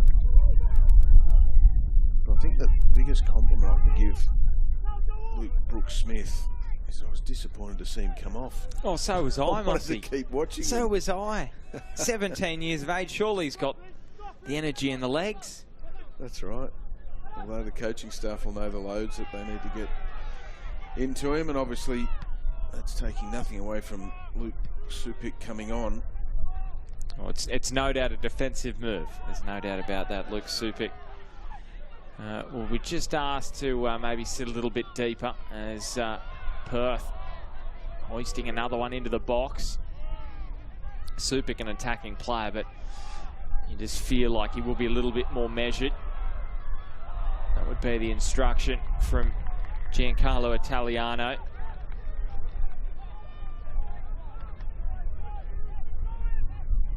He's playing for a spot today, isn't he?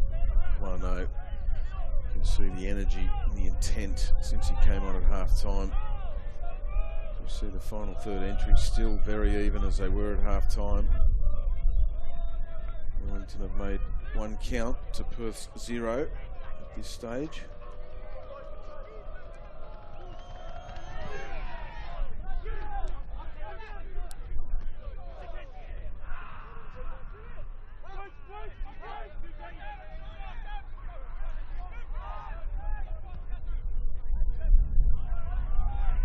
So Nathaniel Blair giving chase. He's got Osler inside. Sheridan keeping him under close guard though. Timmins. And away. Well, they're the moments, Ben. You know, that ball, that cross from Timmins, or attempted cross, was just lacking quality. You get into those areas, you've got space to select the ball that you're going to play. You've got to beat the first defender. Well, Luke Supik just releasing the shackles a little here for Wellington. A little bit under the cosh lately, and this cross is nodded away by Gamulka. Holding midfielder, getting back and helping out defensively, shoulder to shoulder. Isaac Hughes rode out the challenge of Suleimani. Well, that's a better example of the quality of Isaac Hughes. He took it down his chest. He thought about heading it back to his keeper, decided he didn't have the room to do that. So he took it down his chest and then had to be strong and stay cool, calm and collected to play his team out of danger, and he did just that. It almost slips your mind that those two, Sheridan and Hughes, both played majority of games last year. Hughes 24 matches, 24 starts. Sheridan 25 matches, 22 starts. Both 21 years of age. Got a lot of game time into them last season. And we saw what happened with Western United. These players that just pick up games through the years, they get big opportunities, as we saw John Aloisi give them a few years ago. And all of a sudden, they've picked up sort of 20, 30, up to 50 games. And that's significant at this level. Majeka Dunmi. Gamulka. And Timmins. So, Mossy. Adam Taggart. When do you expect to see him? I'm surprised we haven't seen him yet. We might come back to that as Josh Risdon. He would love to have someone like Adam Taggart in the box right now. It's Suleimani and Blair, the young brigade. Can they find the equalizer? Well, they're not going to find it off that cross. And Brian Kaltak's fan club are in the house as well. The Vanuatu flag. They want to see him. He's on the bench. Throw him forward. Well, I'm not sure that would be my first option. I'd probably be going for an Adam Taggart first, but right on the right on cue, Ben. Well, actually, Brian Kaltak is there as well, so he's getting a message from Adam Griffiths. So Bulgaria, Taggart, Kaltak.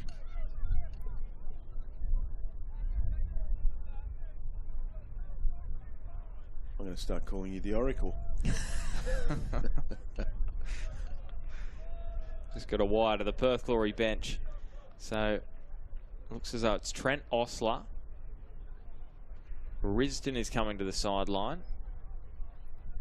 Is Risdon coming off, or is he just getting a drink? Well, Osler looks like he's just getting a drink. So it's Blair for Bulgaria. That's what we're being told. That's the first change. Is Suleimani's afternoon done? No, he is staying out there.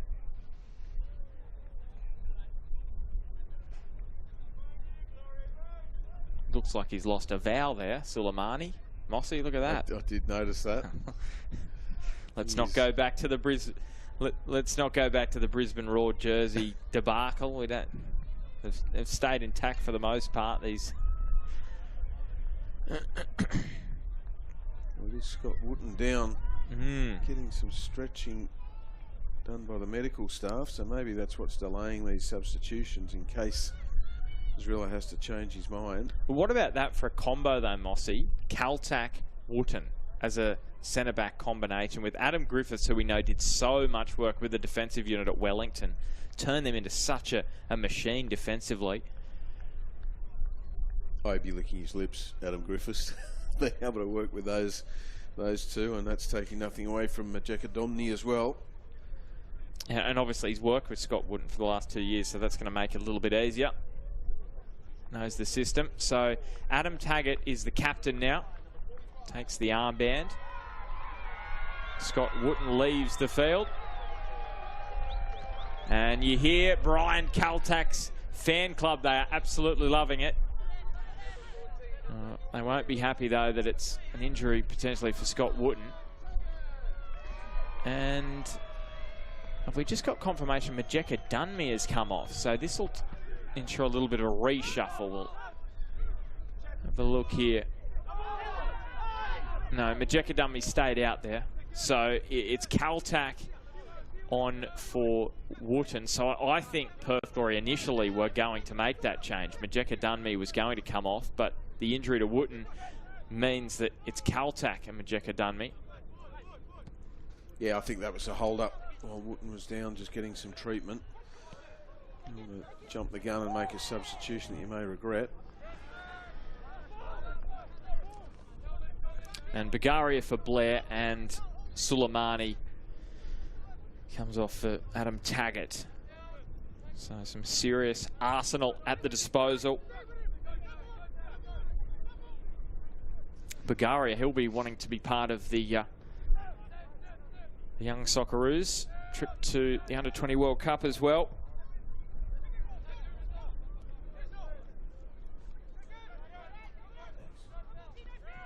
So big opportunity for him. Get some match fitness up here. Ushige. It's quite strange seeing Brian Kaltak in a different coloured jersey. It is. It's so synonymous with the Central Coast Mariners and their success. I never thought he'd leave, Mossy. So Majeka Dunmere, as his pocket picked there by Perth Glory, and now Raw Conchi. So just those substitutions being confirmed there. So Kaltak for Scott Wooten. Oh, there's a little bit of skill from Bulgaria. And forward they go. Osler. And he's cut off by Isaac Hughes. Wasn't letting him get anywhere near it. Sheridan peeling wide. And Supik is offside. He was offside on that occasion, but Perth playing a reasonably high line, quite a flat line there. Wellington didn't get the timing of the run and the delivery right on that occasion, but it's just an example of Perth. They're going to have to start taking some chances, some risks. No reward without risk. 78th minute, so the clock just starting to edge in the favour of Wellington. Perth needing to make something happen now. Well, both sides looking to make the round of 16 for the 5th time. Wellington went out in the round of 32 last year. They were beaten by South Melbourne. Made it to the round of 16 the previous year. Perth Glory, it's been slim pickings for them. They've had a lot of playoff eliminations of late. remember the Australia Cup the first few years. Squano isn't going to find a target. Remember early days in the Australia Cup, Perth Glory went on 2 incredible runs. They made the final in the first edition and in the second. They went down 1-0 to Adelaide. In addition, won 2-0 to Victory in 2015. But it's been a challenge for them since. And that cup set against Heidelberg. And they've found the going tough in the last 5 or so years. Wellington had that run to the semi-finals in 21-22 where they went out to Melbourne Victory. Osler, oh, some space here, but Garia, no one around him. And it's a free kick for Wellington. Yeah, Quano, with no doubt both hands in the back of the defender on the far post. The ball from Osler wasn't too far away from finding the run of Adam Taggart. Where were the Wellington defenders, Mossy? Well, we're going to see it right here on the replay. Osler down the right-hand side. They were caught in transition. It was a transitional moment. You can see there Quano letting Wellington off the hook with a needless foul, really. So Sheridan and Hughes were up the field. It was Jaden Smith and then Schwinn Loke getting back into the box. And Perth are just flowing forward again. Risdon's delivery. Nervy moments. Oh, there's the strike from Gamulka. Over the bar. Here we go. Here it comes. Final 10 minutes. Perth Glory are throwing everything at the Knicks now. Really starting to tighten the screws, aren't they? And it's coming through Risdon down this right-hand side. Probably not the right delivery he was looking for, but it falls for Gamulka outside the box, and that is not far away from nestling in the top of the Wellington net. I think Miami had it covered. He'd be disappointed, Gamulka, because we know he's got a long-range strike in him. The ball was sitting up quite nicely. His first touch set him up well. Couldn't get his head over the ball. No.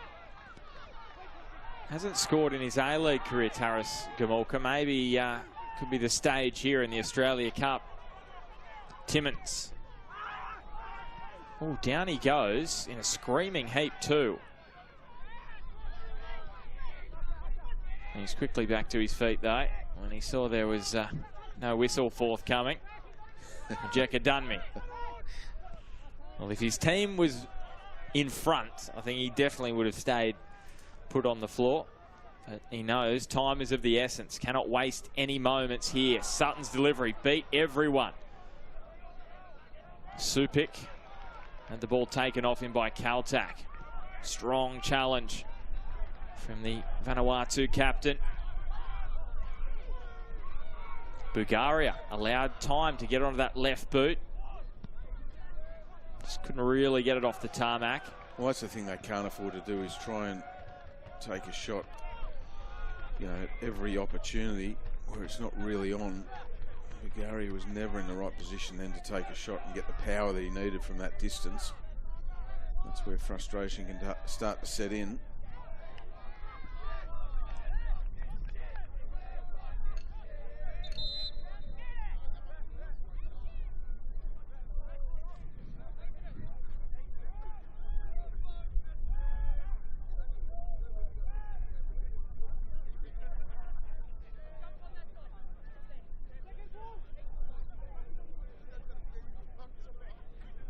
Here comes the newly married Paolo Retre. Oh, congratulations to Paolo Retre. Absolutely. And his new bride, of course. Apparently it was a lavish ceremony. Very. Paolo is a very, very stylish operator, having worked with him at Sydney FC. Wonderful human being, but very, very stylish as well. Chance here. Quano. Taggart is herring after it. Well, he'll be coming on to shut the door here. Paolo Retre on a Perth Glory fight back. Osler off the knee of Nagasawa. And Retre did miss that clash with Wrexham as he was getting married.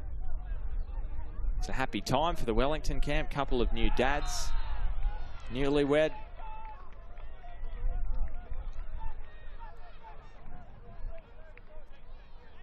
I'll be even happier with another win here in the Australia Cup round of 32. Mossy's just showing me a video from Paolo Retre's wedding. Yeah, I'll tell you what. Go check that out on Instagram. Looks pretty spectacular, doesn't it? It gives some royal weddings a run for their money. Look at that. The pass is made well in Perth Glory's favour, which consolidates the possession that they've had.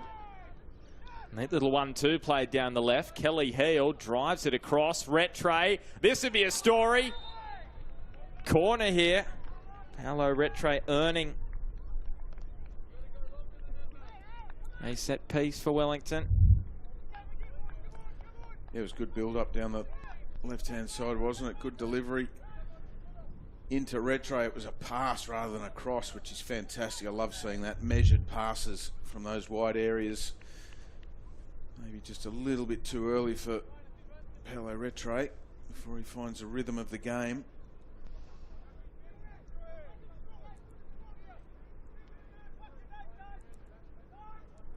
It's Kelly Heald with the delivery from the left-hand side.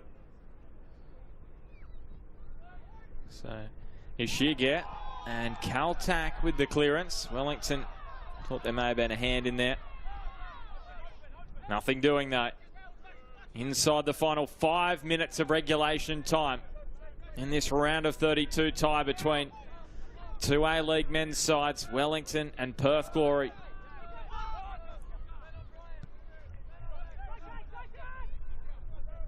It was late drama last year in the Australia Cup round of 32 for Perth Glory. 5-4 it ended up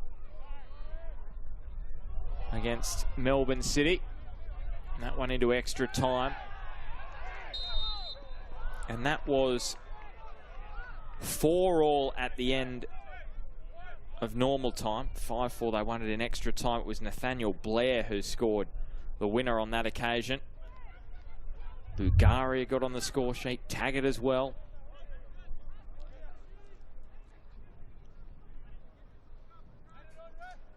Isaac Hughes running the ball into midfield. Always love to see defenders who are prepared to run the ball into midfield, draw defenders and try and create overloads. Drew the foul on that occasion. And I just want a quick shout out. It's Samantha, is Paolo's bride. So congratulations, Samantha.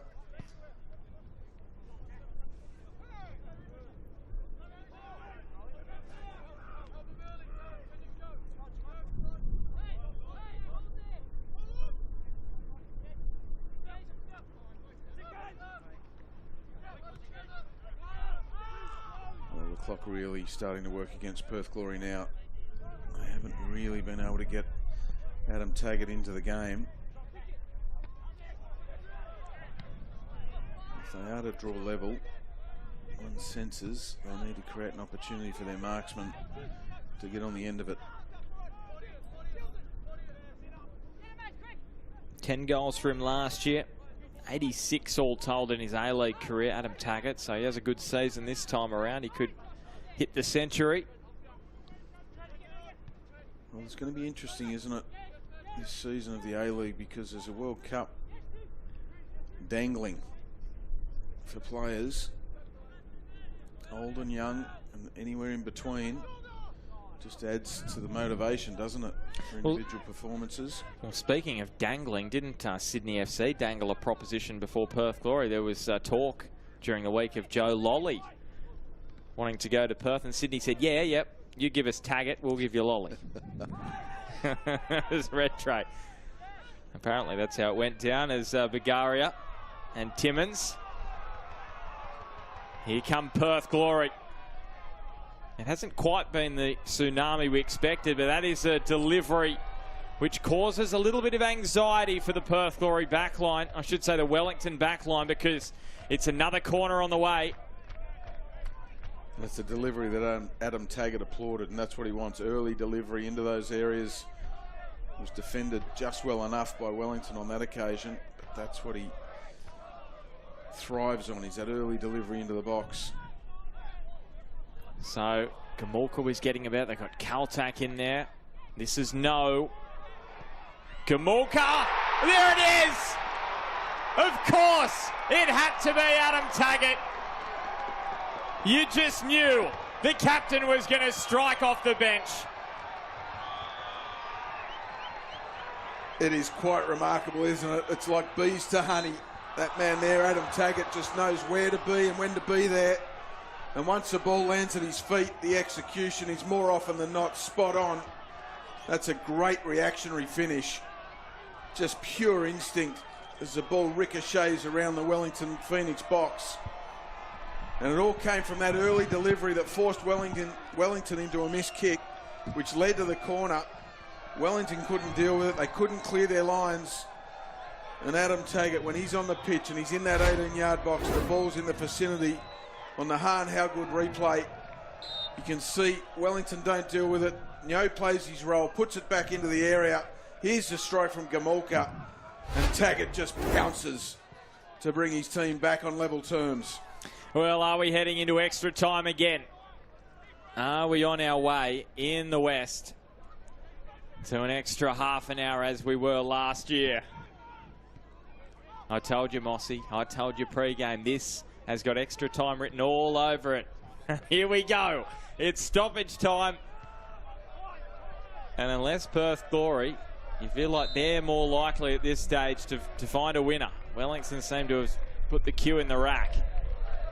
Well, there's nothing more deflating than conceding like that with only a minute or two left on the clock. And alternatively, there's nothing that gives you wind in your sails more than scoring a late one. What's going on here? I think you've got a drop ball. No one wants to partake. There's Sheridan. Back to Oluwayemi. So 3 minutes. They could snatch it here, Perth. And I'm sure they'd like to in regulation time. No one really wants extra time at this stage of pre-season. Slip from Bagaria. Caltech's header. And Raw Conchi.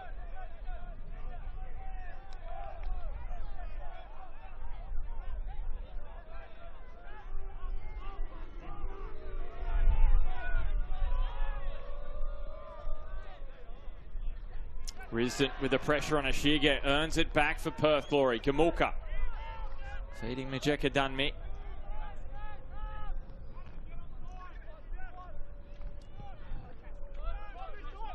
Sale. And Taggart on the turn. Is it a little too heavy? No, it's perfectly weighted for Osler. The men in purple get in the box. It's another corner. Here come Perth Glory. Is there a second goal? Well, it'll be the in-swinger from Sam Sutton. We know he's got real quality to his set pieces. And Taggart probably put that ball a little bit further out in front of Osler than what he would have liked. Osler kept it in and found a way to earn his side a corner. All or nothing time, just about. So the set piece delivered, back post. Oluwayemi, strong take in the air. And drives it out. Oh! Now this will be interesting. Yellow card comes out for Trent Osler. I was going to say he had cover there. It would have been very, very harsh had that been a red card. Beautiful touch, Ashigi. Beautiful touch, and Osler had no choice really but to bring him down. So about 1 minute of stoppage time remaining.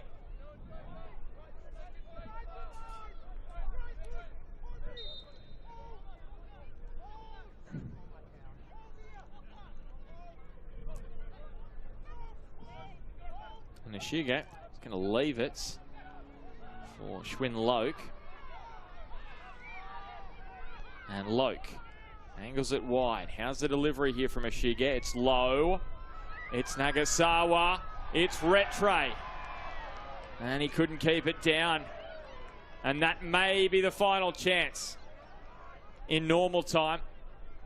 What about the look-away pass or the no-look pass from Nagasawa on the edge of the box to Rattray? Beautifully executed, beautifully weighted, good vision. Rattray just couldn't keep the shot down. Or do they try and create one final chance, Perth, or are they happy? Well, they may not even get that opportunity because Wellington are harassing them and earn back the ball.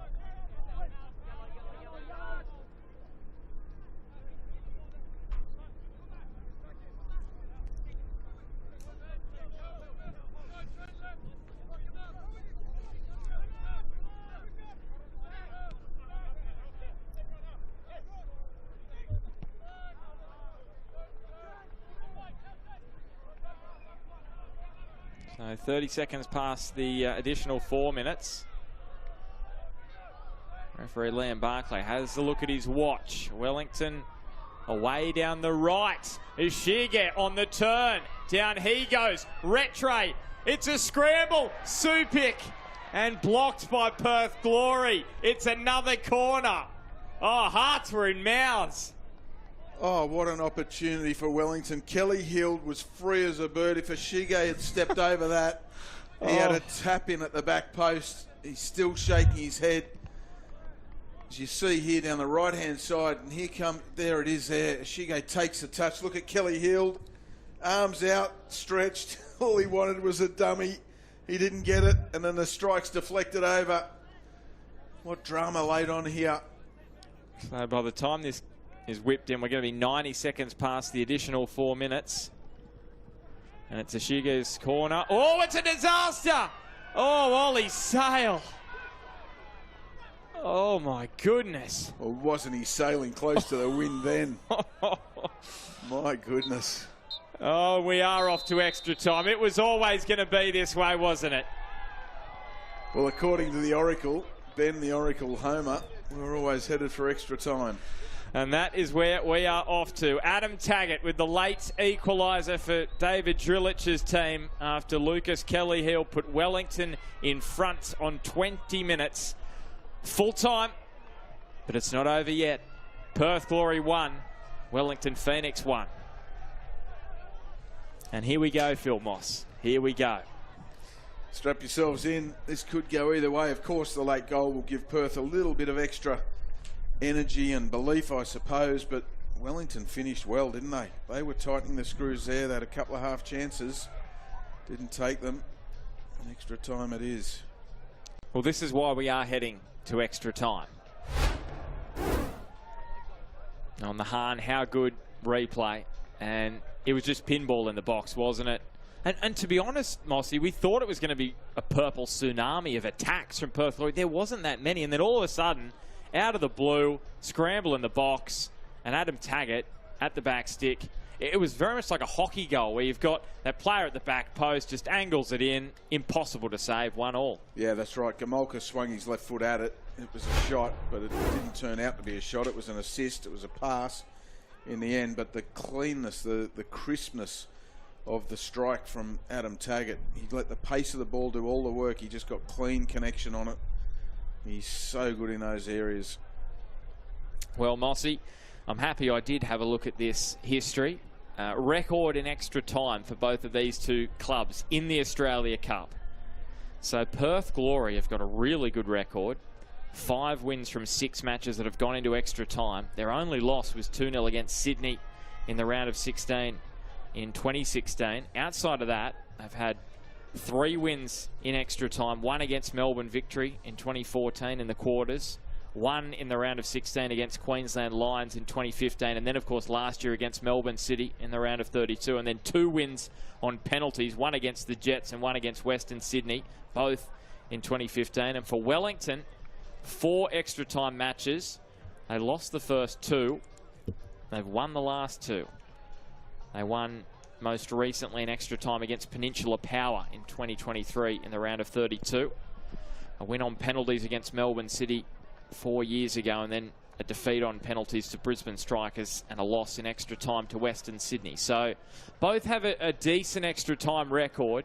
And what about this record between these two clubs in knockout matches? So in the A-League, we have had some epic drama in the distance derby. 2010 finals, Wellington won 4-2 on penalties after a 1-1 draw. And then in the 2012 finals, Perth won 3-2 in extra time. Todd Howarth scored a 112th minute winner. And then in 2020, Perth won 1-0 in the COVID finals at Bank West. So I just think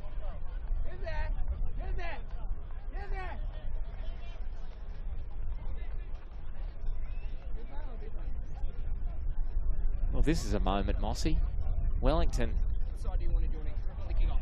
Kick off? What side do you want to beautiful try, boys. Oh, well, that took a long time to decide. Kazuki Nagasawa was just checking with someone from his side, which way do we want to run? And then in the end, he decided, no, we'll just we'll kick off, I think. So glad we got all that sorted. And here we go for the final half hour. So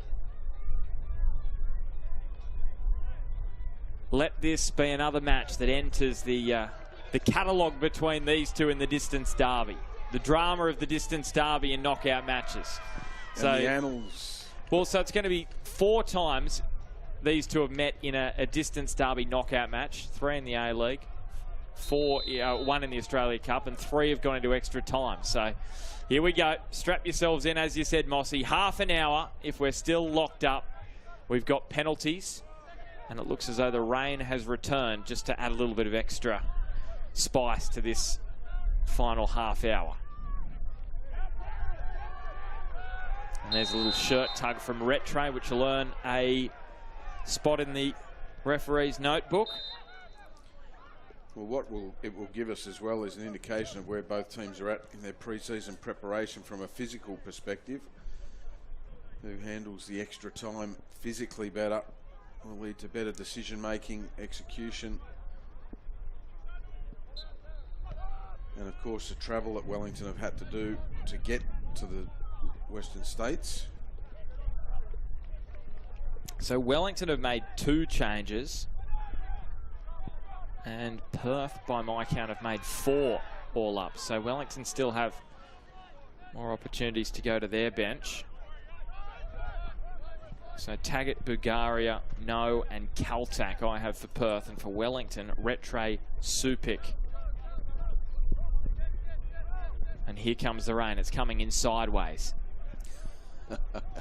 Just to add to the drama. And once again, massive thanks to our camera operators today. You're doing an outstanding job.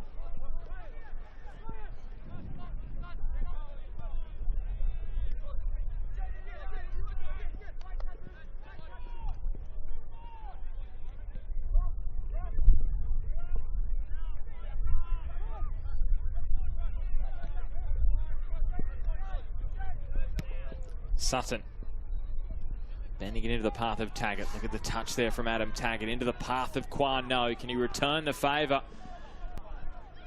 He delivers towards Taggart and it beats everyone in the end. Could come back in with interest though. Risdon and Gamorka bouncing it back to Majeka Dunme, and now Kaltak.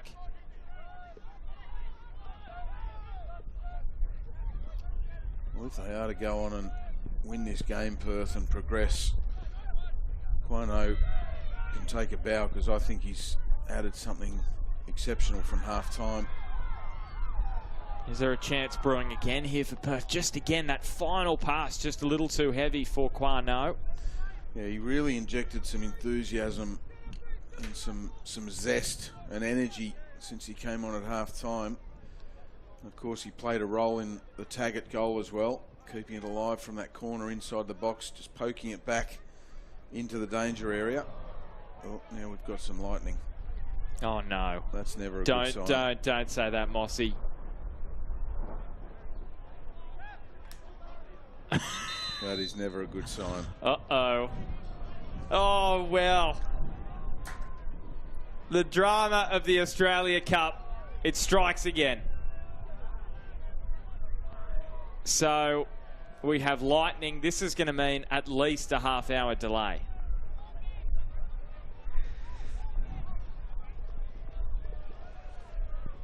Well, just in case you thought there couldn't be anything else.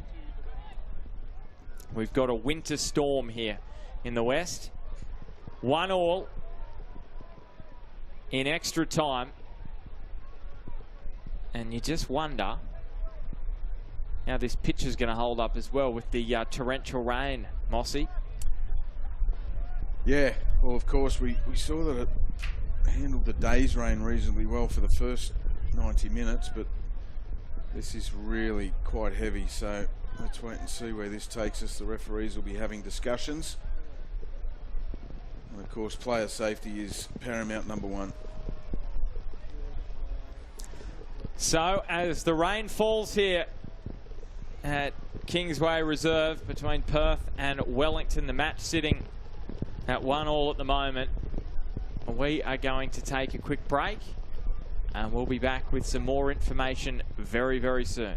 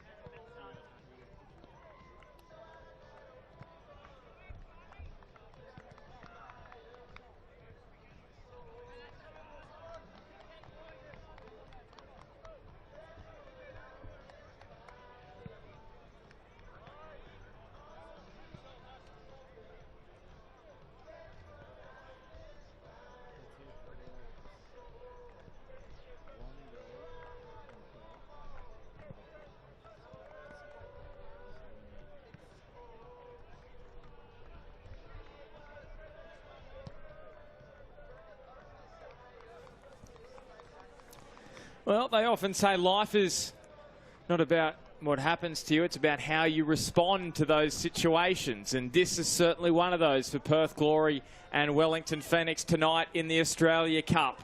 Wellington thought they were off to the round of 16. Adam Taggart equalised in the final minute of the 90. And into extra time we went, only for a bit of lightning to strike and the match to be delayed by around 40 minutes. So Phil Moss, we're about to get back underway. 1-1 in extra time. The drama, the magic. Would you call this a magical cup moment, or would you put it more in the drama category? Because I don't know how magical some of these players would be calling a half-an-hour delay. Let's call it memorable.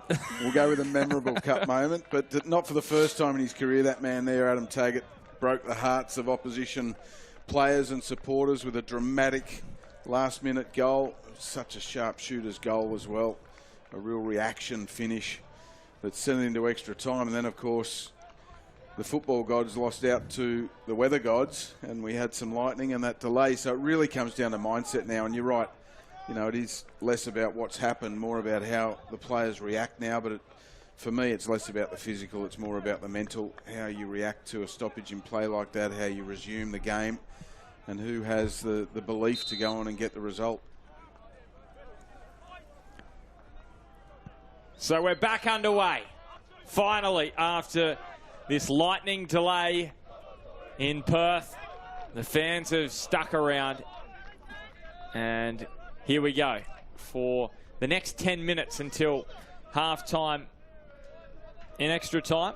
And what I can tell you is that these showers in Perth look to keep rolling through, so who knows whether we might get another shower. Let's hope that the next one doesn't involve any kind of lightning, as Wellington here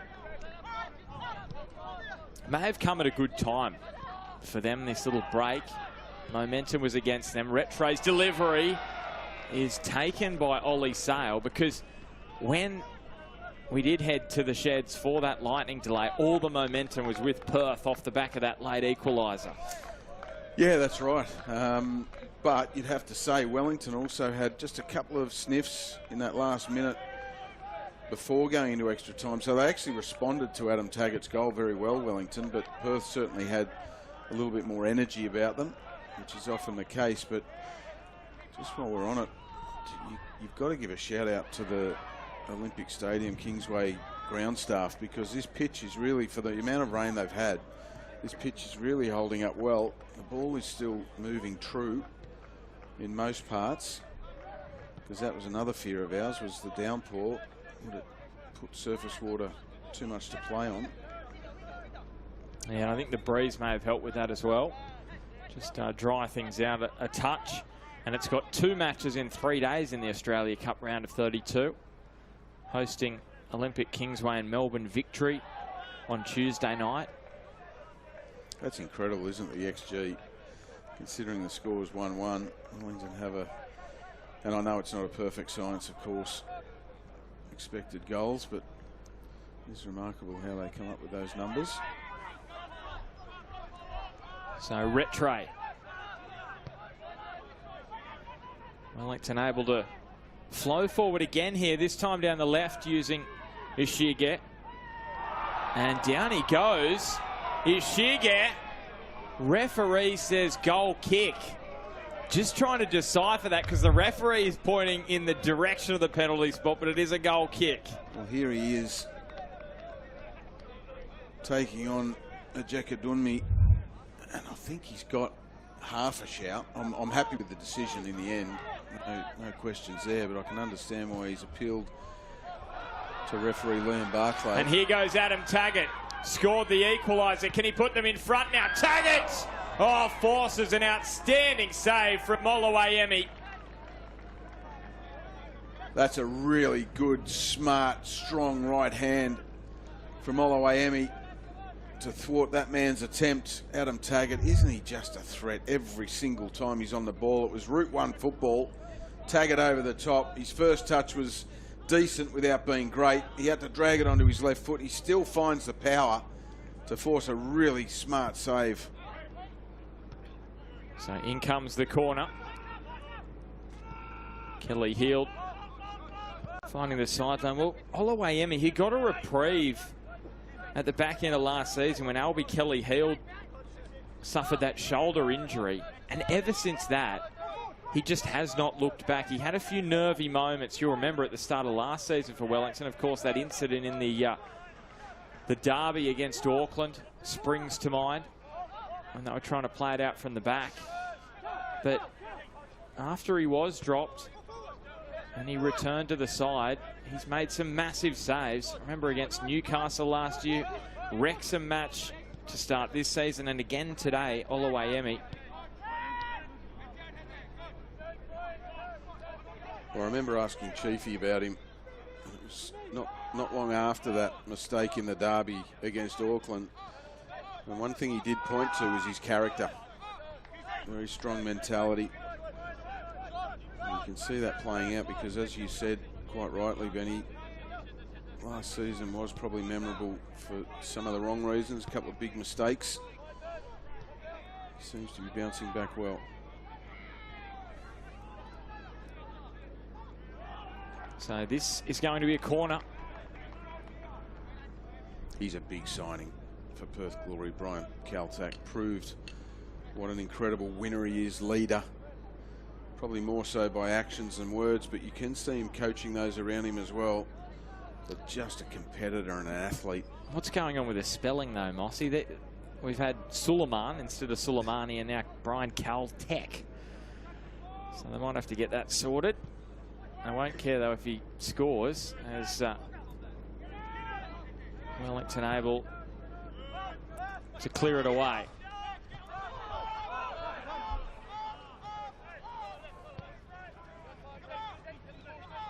So into the final 5 minutes of regulation time in this first half of extra time. Wellington look to be readying Fergus Gillian. Now, you know that name. He's the brother of Liam Gillian out of Auckland FC, the younger brother. Made his A-League debut back in 2023. No opportunities for him last year. So Wellington, now they earn themselves a corner. So chances, well, hang on a second. This is going to be a goal kick based on the reaction here of Luke Supik.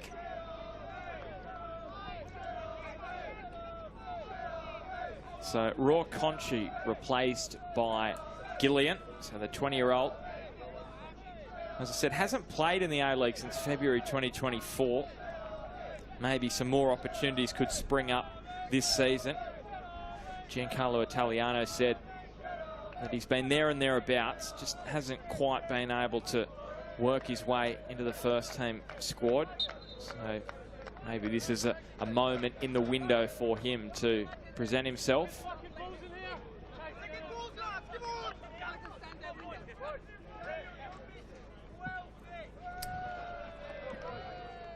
Well, for the game time we've seen in this first half of extra time, it's actually gone reasonably quickly. It has. Had it not been for a half an hour break. Problem for Taggart here as he copped a little bit of an elbow maybe to the head.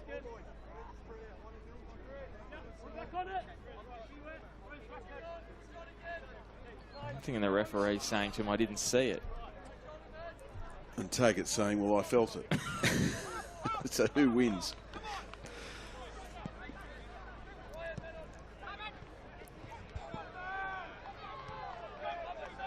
Kelly Heald. And that's a shoulder-to-shoulder contest that Luke Supik is going to learn is a real challenge against Brian Kaltak.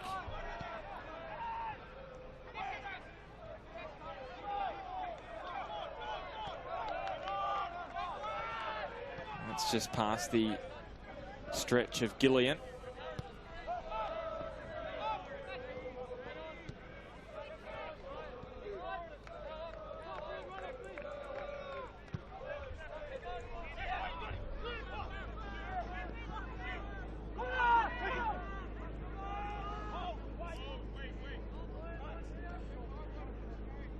The rain is just starting to gather some momentum again. Getting heavier by the second.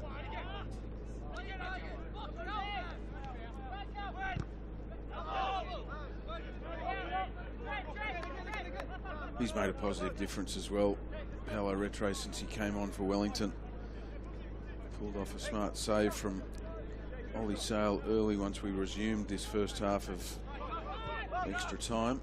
He's given the team some impetus. He's always quite neat on the ball, Paolo Retro. He gets into good areas, technically quite a good player.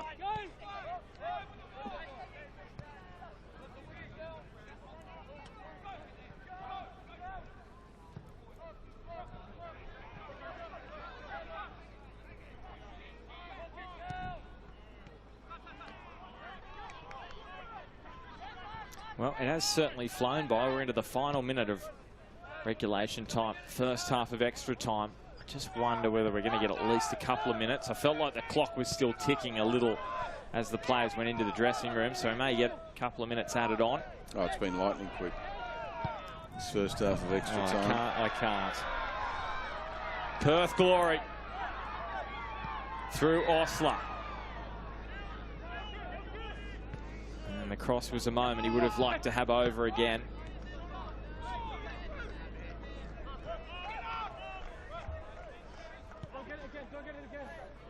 You're allowed that one, Mossy. Sometimes you just can't help yourself, Benny Homer. So we'll find out here. Oh, I can actually tell you another thing that adds to the drama of this night. The referee's board. And here comes the flag for offside against Adam Taggart. There is no referee's board to announce stoppage time substitutions because apparently, I've been told, got struck by lightning. Well, not quite. It got waterlogged by the rain and it broke. In the like, you cannot make this up. You cannot make this up. It just gets better and better.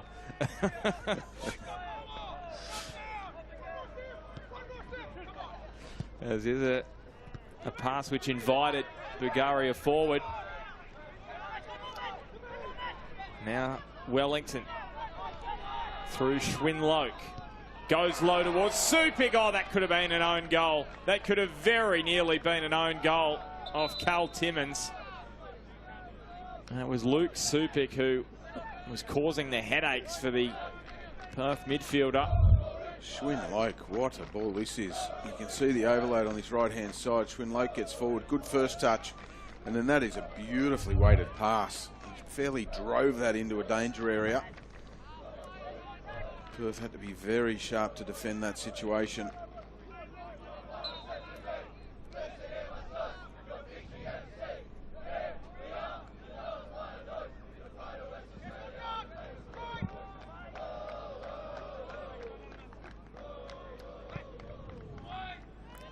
So the corner deep. Caltac got first contact. Now Kelly healed.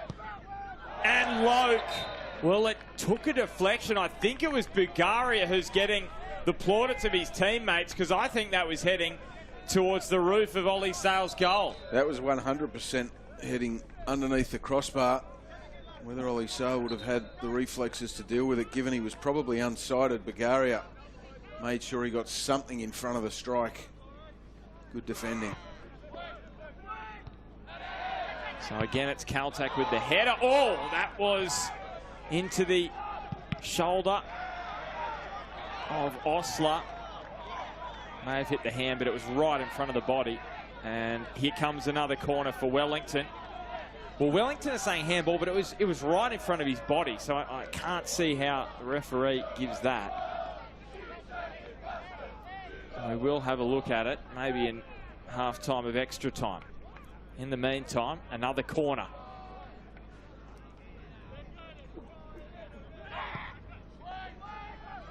This time deeper. Caltac is after it. Volleyed down. And that will bring the first half of extra time to a close. There's a bit of frustration from Paolo Retro. The referee is having none of it. And at the midway point of extra time, it remains Perth Glory 1, Wellington Phoenix 1. Well, they had their opportunities from set pieces, didn't they, Wellington? What never ceases to amaze me is that attacking teams don't put a blocker on Brian Caltac as a defender. Look, he's free as a bird. He wins 9 out of 10 corners, there's the handball or claim. I'd love to see that slowed down, because the left hand was maybe up there. I might say we can have another look at that, because I thought it hit the hand in front of the body, but there was... I'd like to run their rule over this here, Mossy. Comes again. You can see no blocker in front of Caltac, so he gets a free run at the ball to the edge of the area. And it's Gillian with the strike. Oh, gee. Tell you what, Mossy. VAR, I reckon, would have overruled that. Yep. I reckon they would have given handball there. 100%. And of course, for viewers who haven't heard or don't know, we don't have VAR for the Hahn Australia Cup. Yeah, I think hand is not in a natural position. It's up there, and that's blocked the line of the ball. I think that is a dead set penalty, and you can understand why Wellington players feeling aggrieved there. Well, no VAR, so it remains 1-1. No penalty for the Knicks. And here we go for the final 15 minutes. Rain teaming down. Brandon O'Neill coming into the game.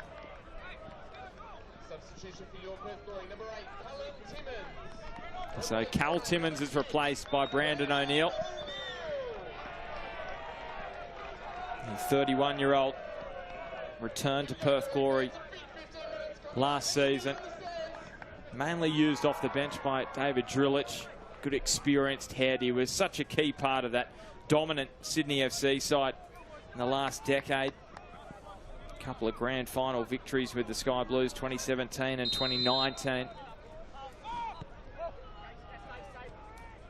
Yeah, it's not bad when you can bring the likes of Brandon O'Neill, Adam Taggart off your bench. Brian Caltac, of course, didn't start this evening's game. They're certainly building a squad this year, Perth Glory. The pressure will be on to have a fast start.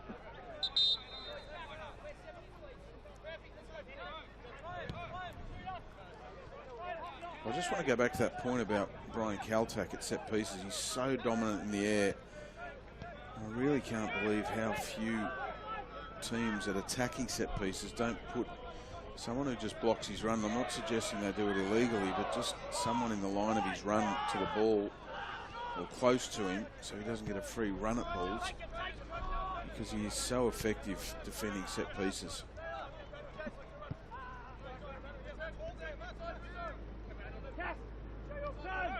Here she get Kelly Heald. And misplaced pass to Risdon. And now measures it up the line, searching for Osler. Breaks down again for Perth, and here come Wellington through Rattray. Supik, and up comes the flag against Luke Supik. Well, that's unfortunate, because that was building nicely for Wellington there. Kelly Heald, who looks to be fatiguing, but he was involved in that down the left-hand side. A good forward run, just went a touch too early, judged to be offside. So he opened the scoring, Mossy, at 3:20 local time, 5:20 on the Eastern Seaboard. That was about 2 hours and 40 minutes ago.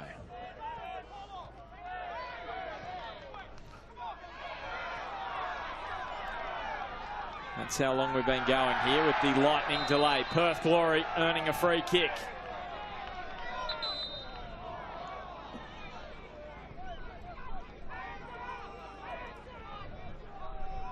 Would you bet against penalties, Benny? No, I wouldn't, Mossy. I think that's where we're headed. I believe that's where we're headed. And it could be a long shootout. It could be Mariners Sydney. Goalkeepers going at it. Potentially. Who knows what we're going to get here in the Australia Cup. We're just making up for the fact it's a standalone game tonight. We just want to get absolutely everything out of this game we possibly can. Don't forget, Tuesday night, 4 matches. Wednesday night, another 4. And then the draw for the round of 16. Some intriguing ones to come this week. Olympic Kingsway and Victory, as I mentioned. Mark Milligan taking on his old club from a coaching perspective. Jets and Adelaide. Oh, disaster here. Absolute disaster. And It's just gone wide. Oh, if you just didn't think there was any more drama. How close was that? Mossy's speechless. Nothing should surprise us, honestly. Oh, wow. Corner swung in. Oluwayemi with the punch. Making no mistake on that occasion, although it wasn't entirely his fault. It was a mix-up in communication. And a slip. And this is a free kick for Wellington.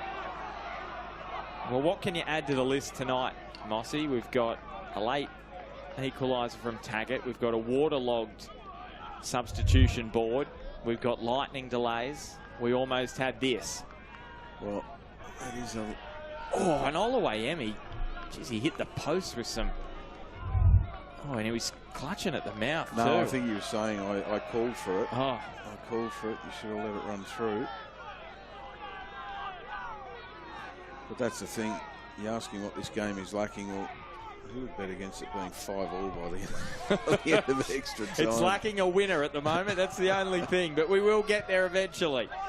Let's hope. But it could be a big mistake. It could be a moment of brilliance. It could be a set piece. Could be here from Josh Risdon. Getting it onto that left boot. Curled in dangerously. Wellington. Well, Hughes has gone down in a screaming heap. The referee saying it's a corner. They believe that there was a stud on the shin here of Isaac Hughes and that it should be their free kick. Yeah, and I think they've got an argument.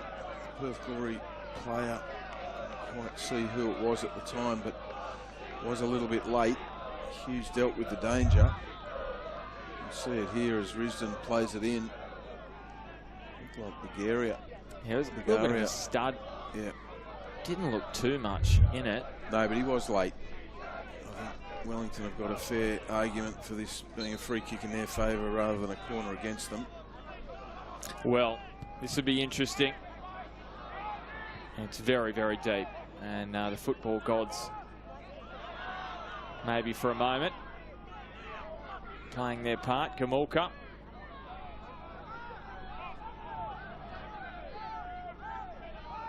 Brett Train, a little bit of a scrap.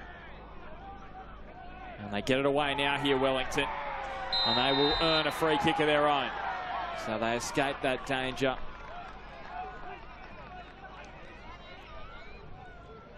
It's very stop-start this extra time period, but there is still more than enough time for a moment of cup magic to send one of these sides through to the last 16.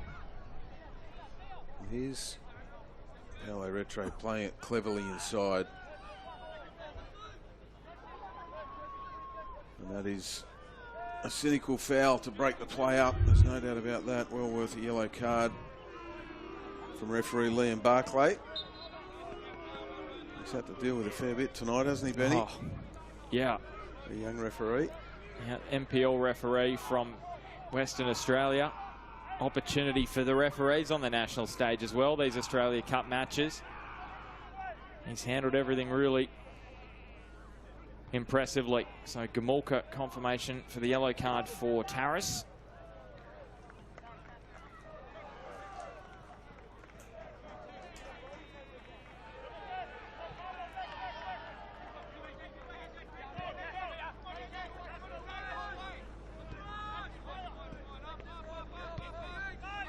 Risdon.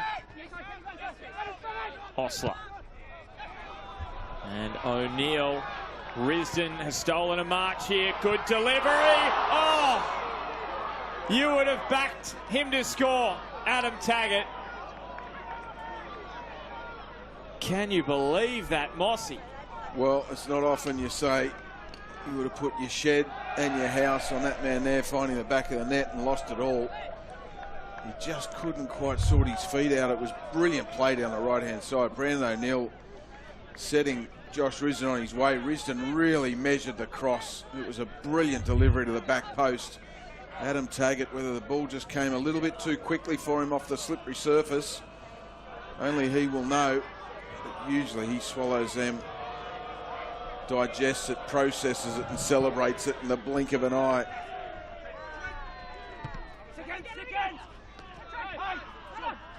Osler wins that little physical battle with Kelly Heald. Wellington, they'll emerge with it through Supik. Nagasawa.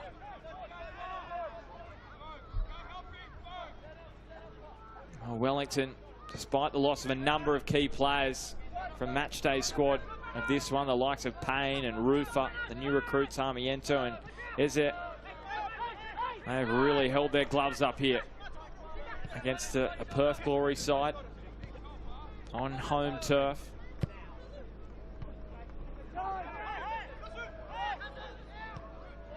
It's a good little spell for Wellington. They use the width. O'Neill. A little bit of a sticky situation for Perth Glory. Rattray and Sheridan. Nagasawa.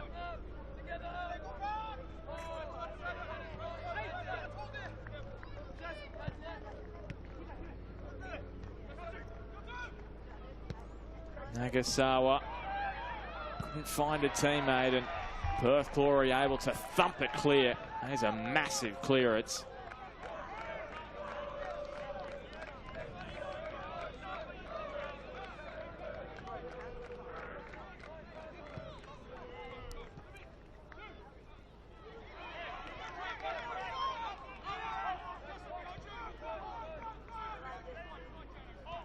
Kaltak scoops it up.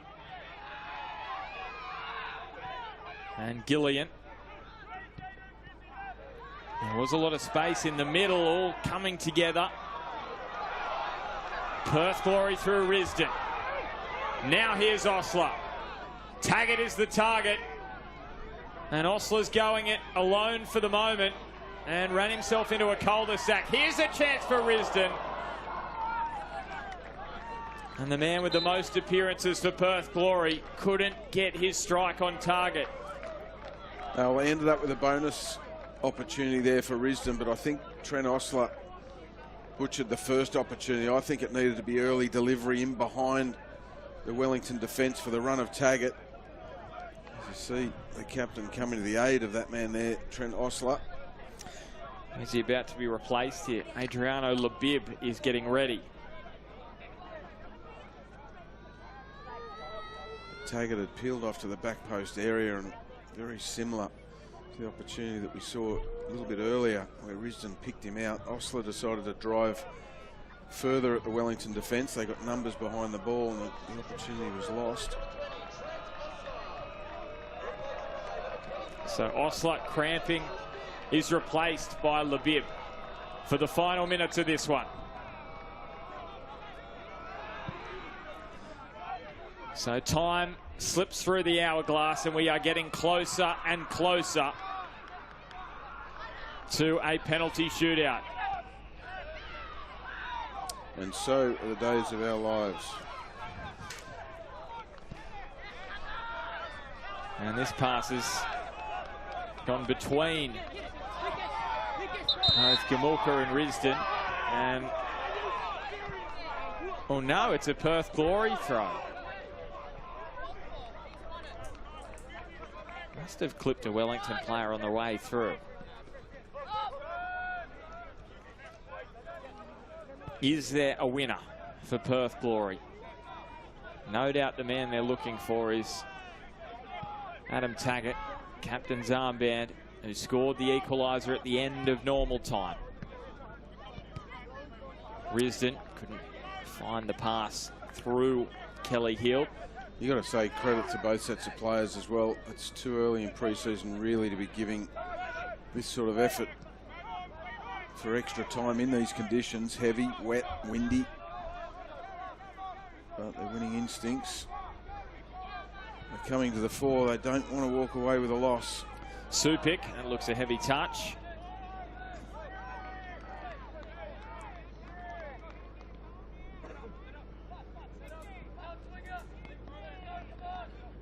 But it is going to be a corner kick for Wellington Phoenix.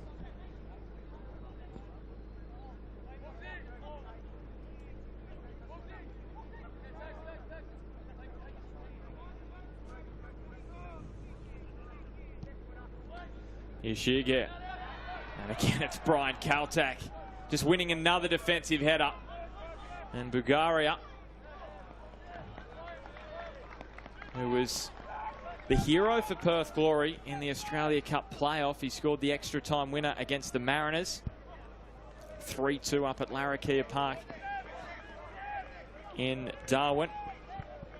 The hero last year in extra time for Perth was Nathaniel Blair, now on the bench. Is there a new person, a new player to step up for them this year? Off goes the former Knicks man in Sutton. There's a lot of space out here to the right where Risdon is stationed.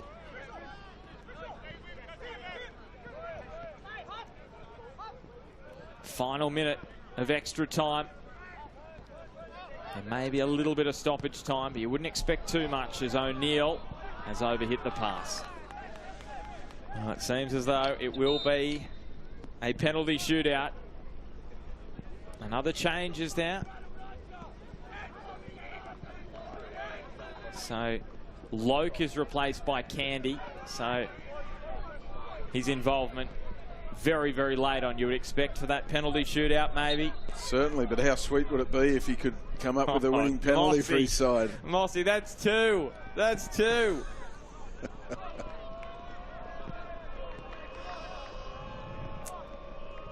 Have you just written it in the stars, Mossy? Who knows? Who knows?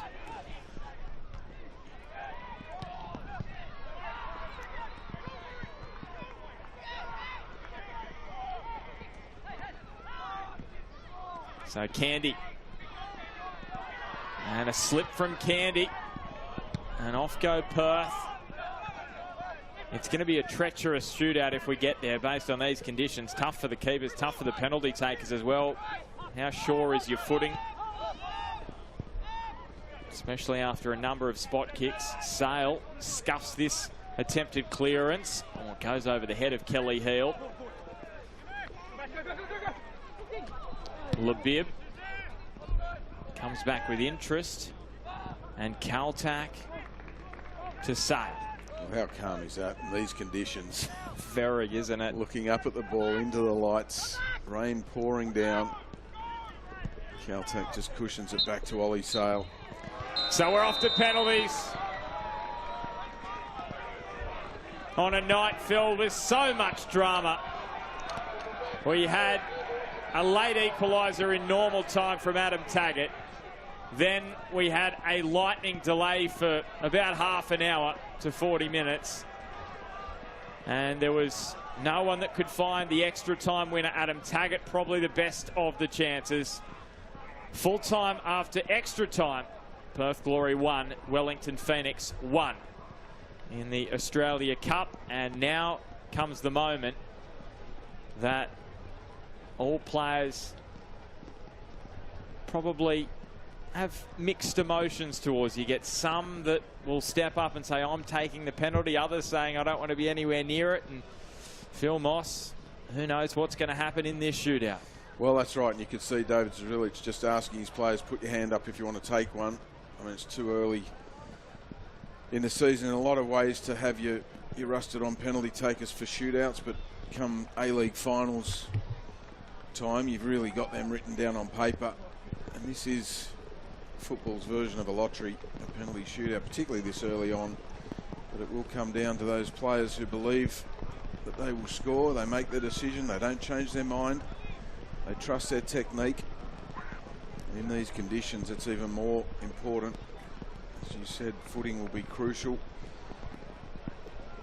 So it is absolutely pelting down. Absolutely coming down.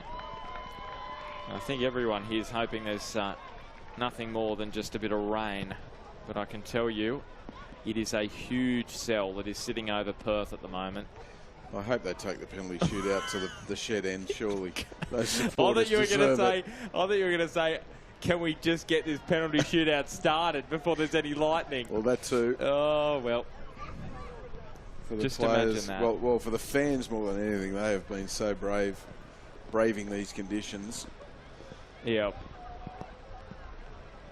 So penalty shootout records for these two sides in the Australia Cup. Perth Glory have not lost one. They won 4-3 on penalties after a 2-2 draw against the Newcastle Jets in 2015. And then later on in that same campaign in 2015, when they went on to the final, they actually won in the quarterfinals against Western Sydney Wanderers 4-2 on penalties after a 1-1 draw. For Wellington, they lost a shootout to Brisbane Strikers in 2019, 4-2 after a 2-2 draw. They won the shootout against Melbourne City in 2021, 4-3 after a 0-0 draw. So it's Adam Taggart who's stepping up first. Well, that's leadership right there for you. The captain for Perth Glory stepping up first, saying, let me get us off to a good start. How challenging is this going to be, Mossy, in the driving rain with a potentially wet run-up penalty spot? I know it's tough for the goalkeepers as well, but let's stick to the penalty takers first. How challenging is this? Oh, huge, because you've got to block it all out. You know, there's the footing to think about, there's a slippery ball to think about, there's the fact that you're the favourite. Keepers have got nothing to lose in a penalty shootout. Well, remember, he saved a penalty, Oluwayemi, in the A-League back in December against MacArthur. He's staring down Adam Taggart. And Taggart scores. He did guess right, Oluwayemi. He couldn't do enough, though. And Perth with the advantage in the shootout. That is an incredible penalty. Under these conditions, and that's what I meant by leadership with Taggart, he's hit side netting there with enough pace to beat Oluwayemi, who picked the right way. That is a pinpoint perfect penalty. So Nagasawa, who is the captain for Wellington. We'll talk about leadership, Mossy. Both captains saying we're stepping up first. He has run out 120 minutes. Kazuki Nagasawa. And he blazes over the AFC Champions League winner, Kazuki Nagasawa, the Japanese international. He couldn't hit the target. Well, you'd have to say Ollie Sale got in his head there because he came out to the ball. He was moving around on the line. He was playing the keeper's game. And I think he wins the mental battle against Nagasawa there because he just delayed his strike at the last step, the approach to the ball, and then blasted it over as he lifted his head. Perth Glory with the advantage. Bulgaria makes it 2-0 in the shootout. The hero of the playoff to get them here in extra time against the Mariners. He continues the storyline in the shootout, and Wellington are in a hole here. Well, that's how you delay a penalty. He did so well there, Bulgaria. Just waited for Oluwayemi to pick his way and commit. And then he just calmly slots it the other side.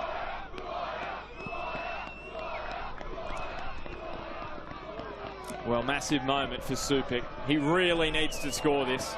The 19-year-old New Zealand under-20 international. And he drives it into the bottom corner and silences the shed end. And he drove it straight under Ollie Sale. He picked the right way. The ball goes under Ollie Sale's outstretched right arm. He had enough pace on it to get under the body of the goalkeeper before he hit the ground.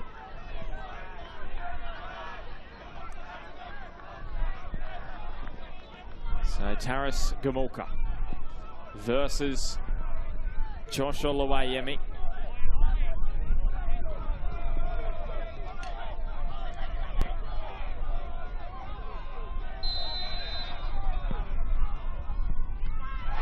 And Gamulka drives it through the gloves of Oluwayemi.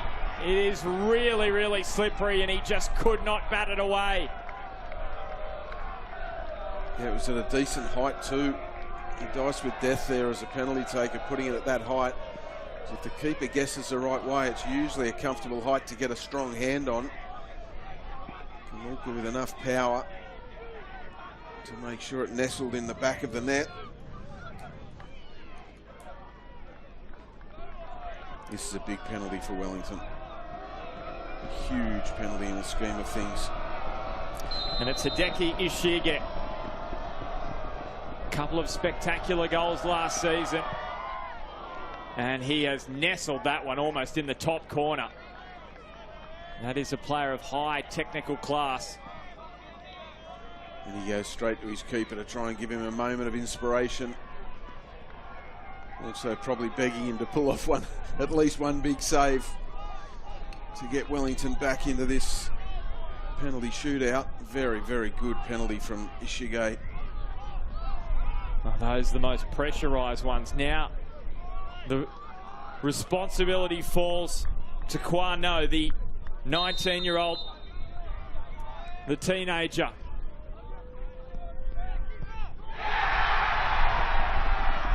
No fear from Kwano. Oh, he's a man of my own heart. Just fairly whacked his laces right through that. Went straight down the middle of Oluwayemi's goal. No nonsense. The keeper picked aside. And now Paolo Retre has to score this. He watched on in the grand final shootout in 2019 when Sydney beat Perth. Didn't play in that match. Now he has a key penalty. And he is successful. That's confident from Retre, isn't it? That was a short run up, no doubt. Ollie So would have seen Paolo Retre take penalties in the past. Well, this is to win it, Mossy. This is to send Perth Glory through to the round of 16 for the 5th time. And who else but the local boy, the Joondalup Junior, O'Neill.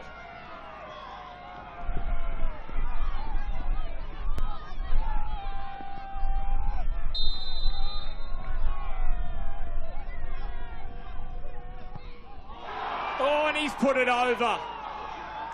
You can't write this script. You just can't. The shootout goes on. I think he's lost his footing there on his planted foot, the left foot. Just slightly to put him off enough to lift his head. Brandon O'Neill, so experienced and usually so assured in that situation. I'm just going back, long penalty shootouts in the Australia Cup. That Sydney FC Mariners one from 2023 was 10-9 when Redmayne scored the winner. And then Sydney made it through. So this is Lachlan Candy. And it is a sweet strike, Mossy, from Lachlan Candy to make it 4-4 in the shootout. And we continue. And I bet that tasted very, very nice for young Lachlan Candy. Stepping up, showing real self-assuredness and experience beyond his years. Don't for 1 second doubt the pressure on his shoulders to convert that penalty. Very, very good penalty.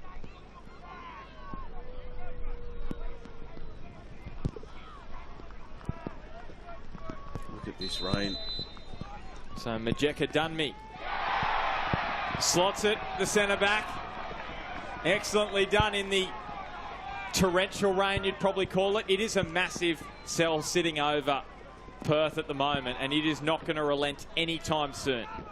This is just going to keep bucketing down, and conditions are going to get more and more challenging for the players. So it is sudden death now. Isaac Hughes, who's had such a good night at the back for his side. He's been safe as houses. He's carried the ball into midfield, and he put the ball in the back of the Perth Glory net.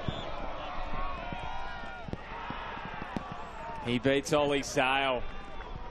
You just have to be so impressed with these penalty takers in this kind of weather, in this kind of situation where it is sudden death for the Wellington takers. There is so much pressure on them because Sutton, yes, there's pressure, but if he misses, it's not all over. Look, oh my goodness. We have to give kudos again to our camera operators. Oh, they're doing a magnificent job. I'm just so happy that we're getting pictures in these conditions. So Sam Sutton versus Oluwayemi against his old side, and Sutton slots it He went very early then, Josh Oluwaemi. He really gave Sam Sutton quite a simple penalty then. Keepers really need to try and, not that I've ever been one and never will be one, but just try and hold your feet as long as you can before you commit.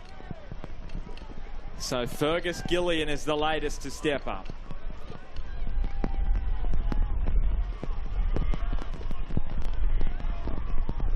The 20-year-old out of Western Suburbs to keep them alive. And he keeps the shootout ticking along. That's a good penalty from Gillian. Very good penalty. Good height. Got the side netting. Ollie Sale picked the right way.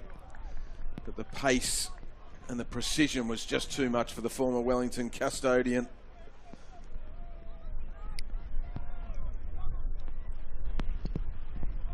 So this is Adriano Labib, another Perth local.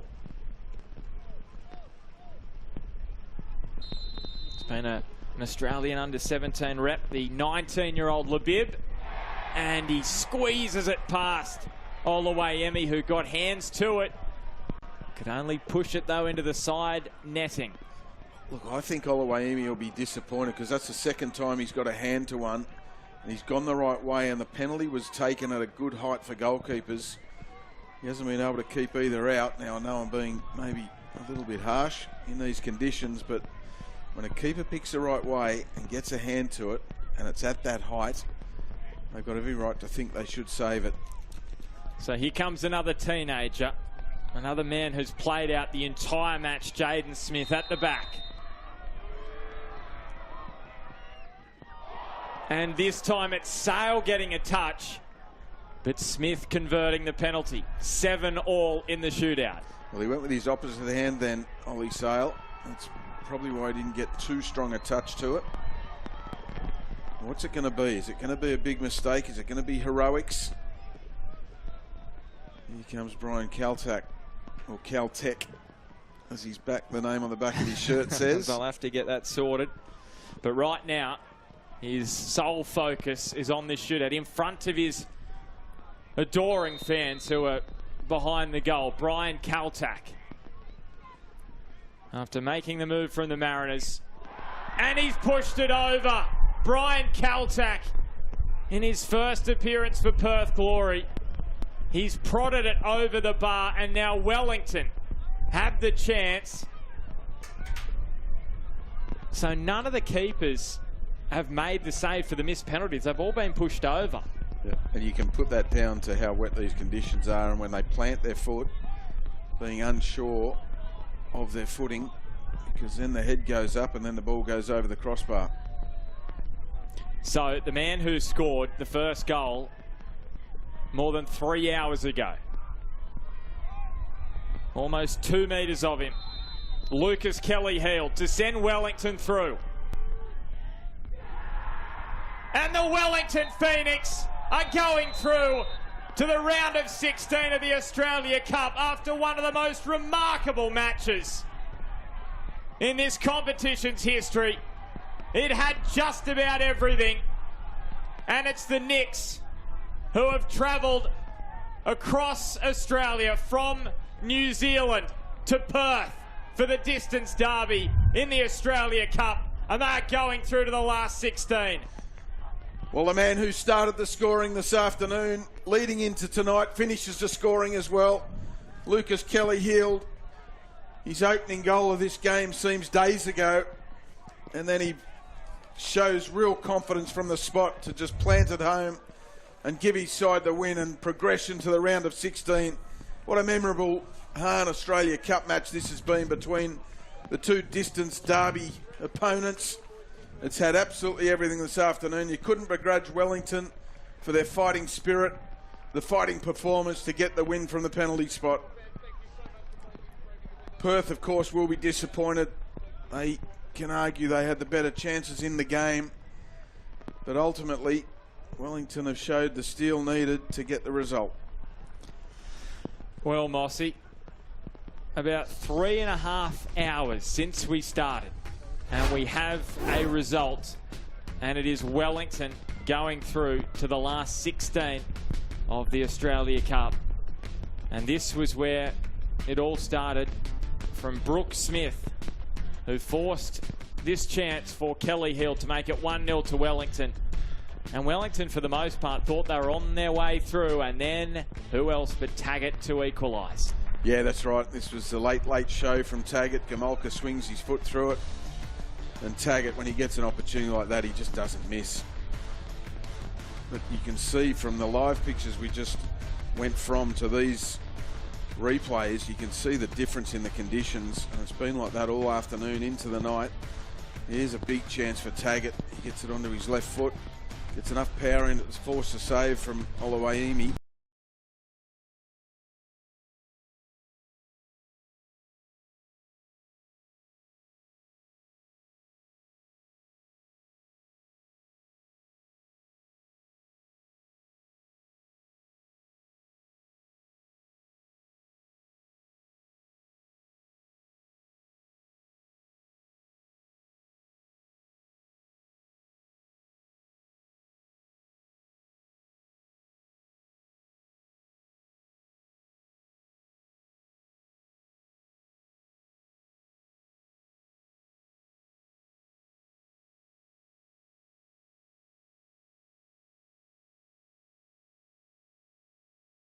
Well, this was the penalty from Cal.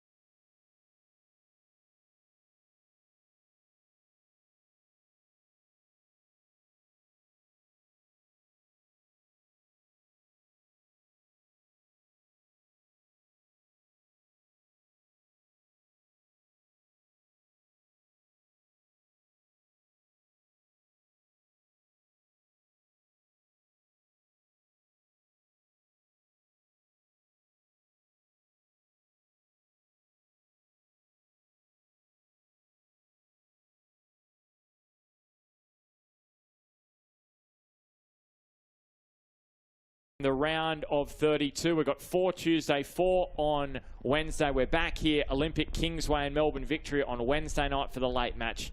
All A-League affair, Western and Sydney. The Knights in Auckland, though,